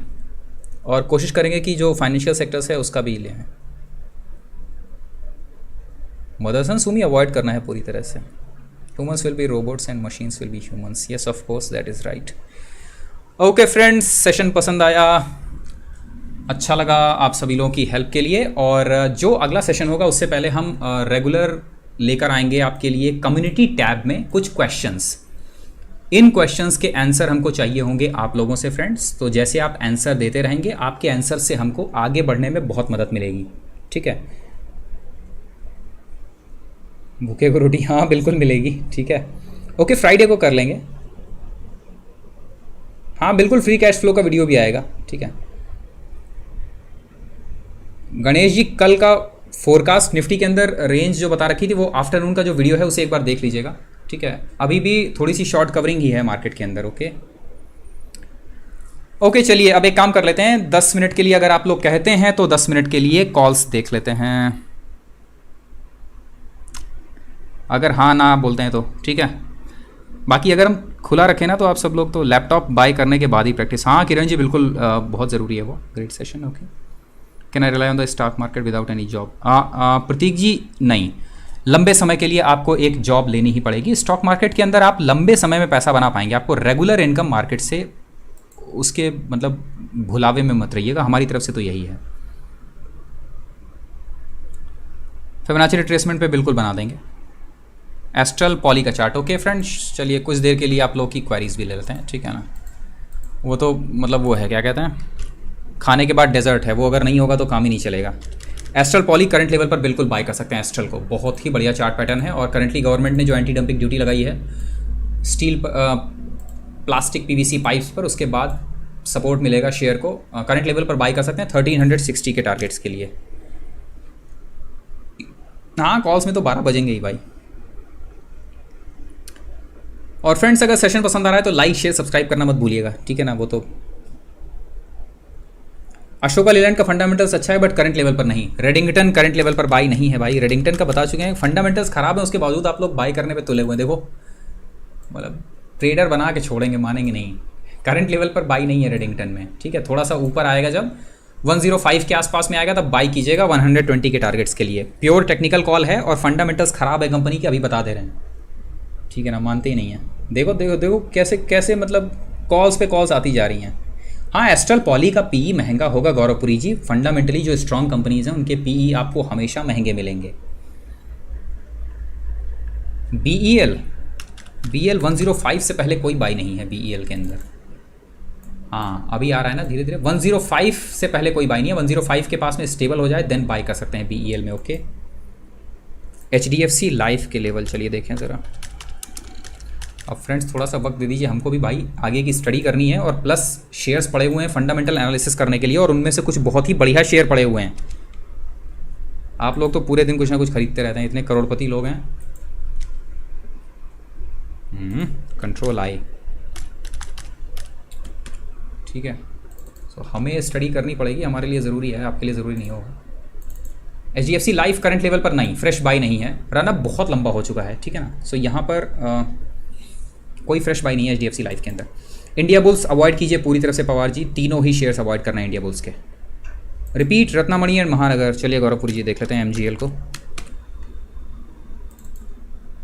करंट लेवल पर नहीं, एमजीएल को निकलने दीजिए 875 के पार, उसके बाद फ्रेश बाई करेंगे। अब ध्यान से देखिए फ्रेंड्स, एमजीएल ये देख रहे हैं, यहाँ पर अगर हम मैकडी खोलते हैं, चलिए देखें, चलिए देखते हैं मैकडी कहाँ तक सही है हमारा, ठीक है ना। हमारे ख्याल से मैकडी को क्रॉसओवर दिखाना चाहिए इन्हीं लेवल्स के पास में, जिन लेवल्स पर हम है ना। अब तक तो मैकडी क्रॉसओवर करके निकल चुका होगा ऊपर, ग्रीन क्रॉसओवर रेड, ये देखिए दिख रहा है ना, ग्रीन क्रॉसओवर रेड हो गया, क्लियर है ये। आप चार्ट देखते हैं, आपको चार्ट देखते ही पता चल जाता है। आपको इंडिकेटर्स की जरूरत, थोड़ा सा प्रैक्टिस करने के बाद आपको इंडिकेटर्स की जरूरत नहीं पड़ती। फंडामेंटल एनालिसिस करो अपना। हाँ मुगल जी सही कह रहे हैं, पब्लिक तो छोड़ने से रही। शेखर कुमार जी, आयन एक्सचेंज दूर रहना है पूरी तरह से, जिस तरह का शेयर के अंदर रन अप आया था ना। नहीं, IEX इस इंडियन एनर्जी एक्सचेंज पूरी तरह से दूर रहिए, और अगर कुछ नहीं पता है आपको तो स्टडी कर लीजिए एनरॉन इंटरनेशनल कंपनी के बारे में, आपको पता चल जाएगा। नहीं हीरालाल जी, करंटली नहीं। इंडिविजुअल शेयर्स डिस्कस कर लीजिएगा, पूछ लीजिएगा कौन सा शेयर है तो उसके बारे में बता पाएंगे। इस तरह से मतलब वेग आइडिया देना तो हमारे बस की बात नहीं है अभी। ग्रुह अवॉइड कीजिए पूरी तरह से, ग्रुह फाइनेंस कोई फ्रेश बाई नहीं है। ऐसा क्यों बोलते हैं कि 105 में ऊपर बाय अगर फंडामेंटली स्ट्रांग है so it doesn't make more sense to buy when it's cheaper. Amit Gupta ji, इसी चीज़ को ध्यान से समझिए। अगर किसी शेयर में ग्रोथ शामिल है तब हम कहते हैं आपको कि आप इन लेवल्स पर भी बाय कर सकते हैं। मारुति, हमें पता है इस कंपनी के फंडामेंटल्स करने के बाद कि कंपनी के साथ में ग्रोथ भी शामिल है। इसके अलावा आइनॉक्स लेजर में ग्रोथ शामिल है, हमको मालूम है, इसलिए निचले लेवल्स पर भी आइनॉक्स में बाई कर सकते हैं। 3M इंडिया, कंपनी के साथ ग्रोथ शामिल है, इसलिए 3M को हम निचले लेवल पर भी बाई कर सकते हैं। But BEL fundamentally strong company है बट ग्रोथ बहुत ज़्यादा कंपनी के पास नहीं है, इसलिए हम निचले स्तरों पर भी बाई नहीं करते हैं। निचले स्तरों पर गिरते हुए शेयर को, सिर्फ उन्हीं शेयर्स को आप बाय करते हैं जिन शेयर्स में बाकी सारी चीज़ों के साथ ग्रोथ भी शामिल हो। एक्सेल इंडस्ट्रीज, राजवीर जी, यार आप लोग मतलब बहुत जालिम आदमी है। प्योर अवॉइड करना है, किसी तरह की कोई बाय नहीं है। अरे एक्सेल है क्या? Excel construction? नहीं, it's not Excel, it's Excel industries दूसरा है। 11% बढ़ा हुआ है आज, कोई फ्रेश बाय नहीं है। मेजर डाउन ट्रेंड में है, प्योर अवॉइड कीजिएगा। Today's bought Nifty 20 50 shares 50 PER, सोचा बहती गंगा में हाथ धो लूं। किरण जी बिल्कुल सही किया, ठीक है। HAL पूरी तरह से अवॉइड है। अमराज जी, फ्रेंड्स आप में से कोई ऐसा जो फर्स्ट टाइमर है इस चैनल पर, पहली बार देख रहा है? हाँ, क्रीमोवा सिंह, ये फर्स्ट टाइमर हैं इस चैनल पर। पूछा है उन्होंने कैमलिन फाइन साइंस, चलिए देखें ज़रा। करंट लेवल पर बाई नहीं है। कंसोलिडेशन जोन दिख रहा है आपको, ध्यान से देखिएगा तो शेयर कंसोलिडेट हो रहा है। कंसोलिडेशन जोन के पार निकलेगा तब फ्रेश बाय करेंगे। किन लेवल्स के पार? 62 के पार निकलता है तब फ्रेश बाय करेंगे, उससे पहले नहीं। ओके, हाँ, हमारा साहू जी आप फर्स्ट टाइमर हैं। कैसा लगा आज का सेशन? रविकांत जी, बाटा करंट लेवल पर बाई नहीं है, बहुत ऊपर निकल चुका है। आरती इंडस्ट्रीज, अरे शंकर साहा जी एक बार देख लेते हैं ज़रा, आप भी तो देखिए ना कितने सारे लोग जुड़े हुए हैं। आरती इंडस्ट्रीज करंट लेवल पर नहीं, एक रेसिस्टेंस है आरती के पास में, ये दिख रहा है ना यहाँ पर 1615 का रेसिस्टेंस, इसको क्रॉस कर जाएगा तब फ्रेश बाय करेंगे, इन लेवल्स पर नहीं। ओके, चलिए फ्रेंड्स, अब दीजिए हमें समय। ओके, रिपीट किया है नॉलेज ने टोरेंट फार्मा, चलिए एक बार ये भी देख लेते हैं। यार ऐसा है ना, आप लोग पुराने लोग हैं, इतने समय से इतने साथ में हैं कि ऐसे छोड़ के जाने का मन भी नहीं करता है। करंट लेवल पर बाय कीजिए बिल्कुल टोरेंट फार्मा को। टारगेट्स होंगे 1760, 1760 सबसे पहला होल्ड करके रखिएगा, वहाँ से और ऊपर निकल सकता है शेयर 1843 के टारगेट्स के लिए। ओके, चलिए फ्रेंड्स, फर्स्ट टाइमर जो हैं जुड़े रहिएगा। शेयर्स के बारे में पूछना अलाउ करते ही सब जुड़ने के। हाँ अनसीन, बिल्कुल सही कह रहे हैं आप। अरे इतनी तो बाइंग हम भी नहीं करते जितनी बाइंग ये सारे लोग करते हैं। इन्फी करंट लेवल पर बाई नहीं है, 726 से पहले कोई फ्रेश बाई नहीं है। गैप डाउन, ये गैप अप ओपन दिख रहा है ना, ये गैप जब तक फिल नहीं होता तब तक कोई फ्रेश बाई नहीं है। ओके फ्रेंड्स, अब वक्त दे दीजिए, ठीक है ना, मतलब अब मदद दे दीजिए, ठीक है। क्या कहते हैं, जाने के लिए, ठीक है। उम्मीद है फ्रेंड्स कि आप लोगों को सेशन पसंद आया होगा। हमने पूरी कोशिश की, हमने और हमारी टीम ने भी, इस 1 आवर सेशन के लिए। ये समझिए कि पिछले करीब 15 दिनों से मेहनत चल रही थी, तब हम सेशन को एक मतलब चेन में पिरो पाते हैं कि आपको इस तरीके से लेकर आते हैं आपके सामने कि जहाँ से हमने सेशन शुरू किया वहीं पर सेशन ख़त्म किया है। उम्मीद है फ्रेंड्स कि शेयर एकेडमी अपने मकसद में थोड़ा बहुत भी कामयाब रहा होगा। हमारा मेन मकसद है आपके लिए आपकी आंखें खोलना इस मार्केट के अंदर। जो सही तरीका है उस सही तरीके का इस्तेमाल कीजिए आप। मार्केट में मूर्ख बनाने वाले बहुत लोग हैं, लेकिन ये बताने वाले बहुत कम कि आपको मूर्ख बनाया जा रहा है, या वो सही तरीका कि जिस तरीके का इस्तेमाल करते हुए आप मार्केट के अंदर पैसा कमा सकते हैं। ठीक, ये कोई गैम्बलिंग नहीं है जहां आप हर दिन खरीद बेच करते हुए पैसा कमा सकें, क्योंकि अगर ऐसा होता तो हर कोई यहाँ यही कर रहा होता। सबसे बड़े, सबसे बेहतरीन निवेशक, सबसे अच्छे मार्केट गुरु, उन्होंने हमेशा निवेश की ही सलाह दी है।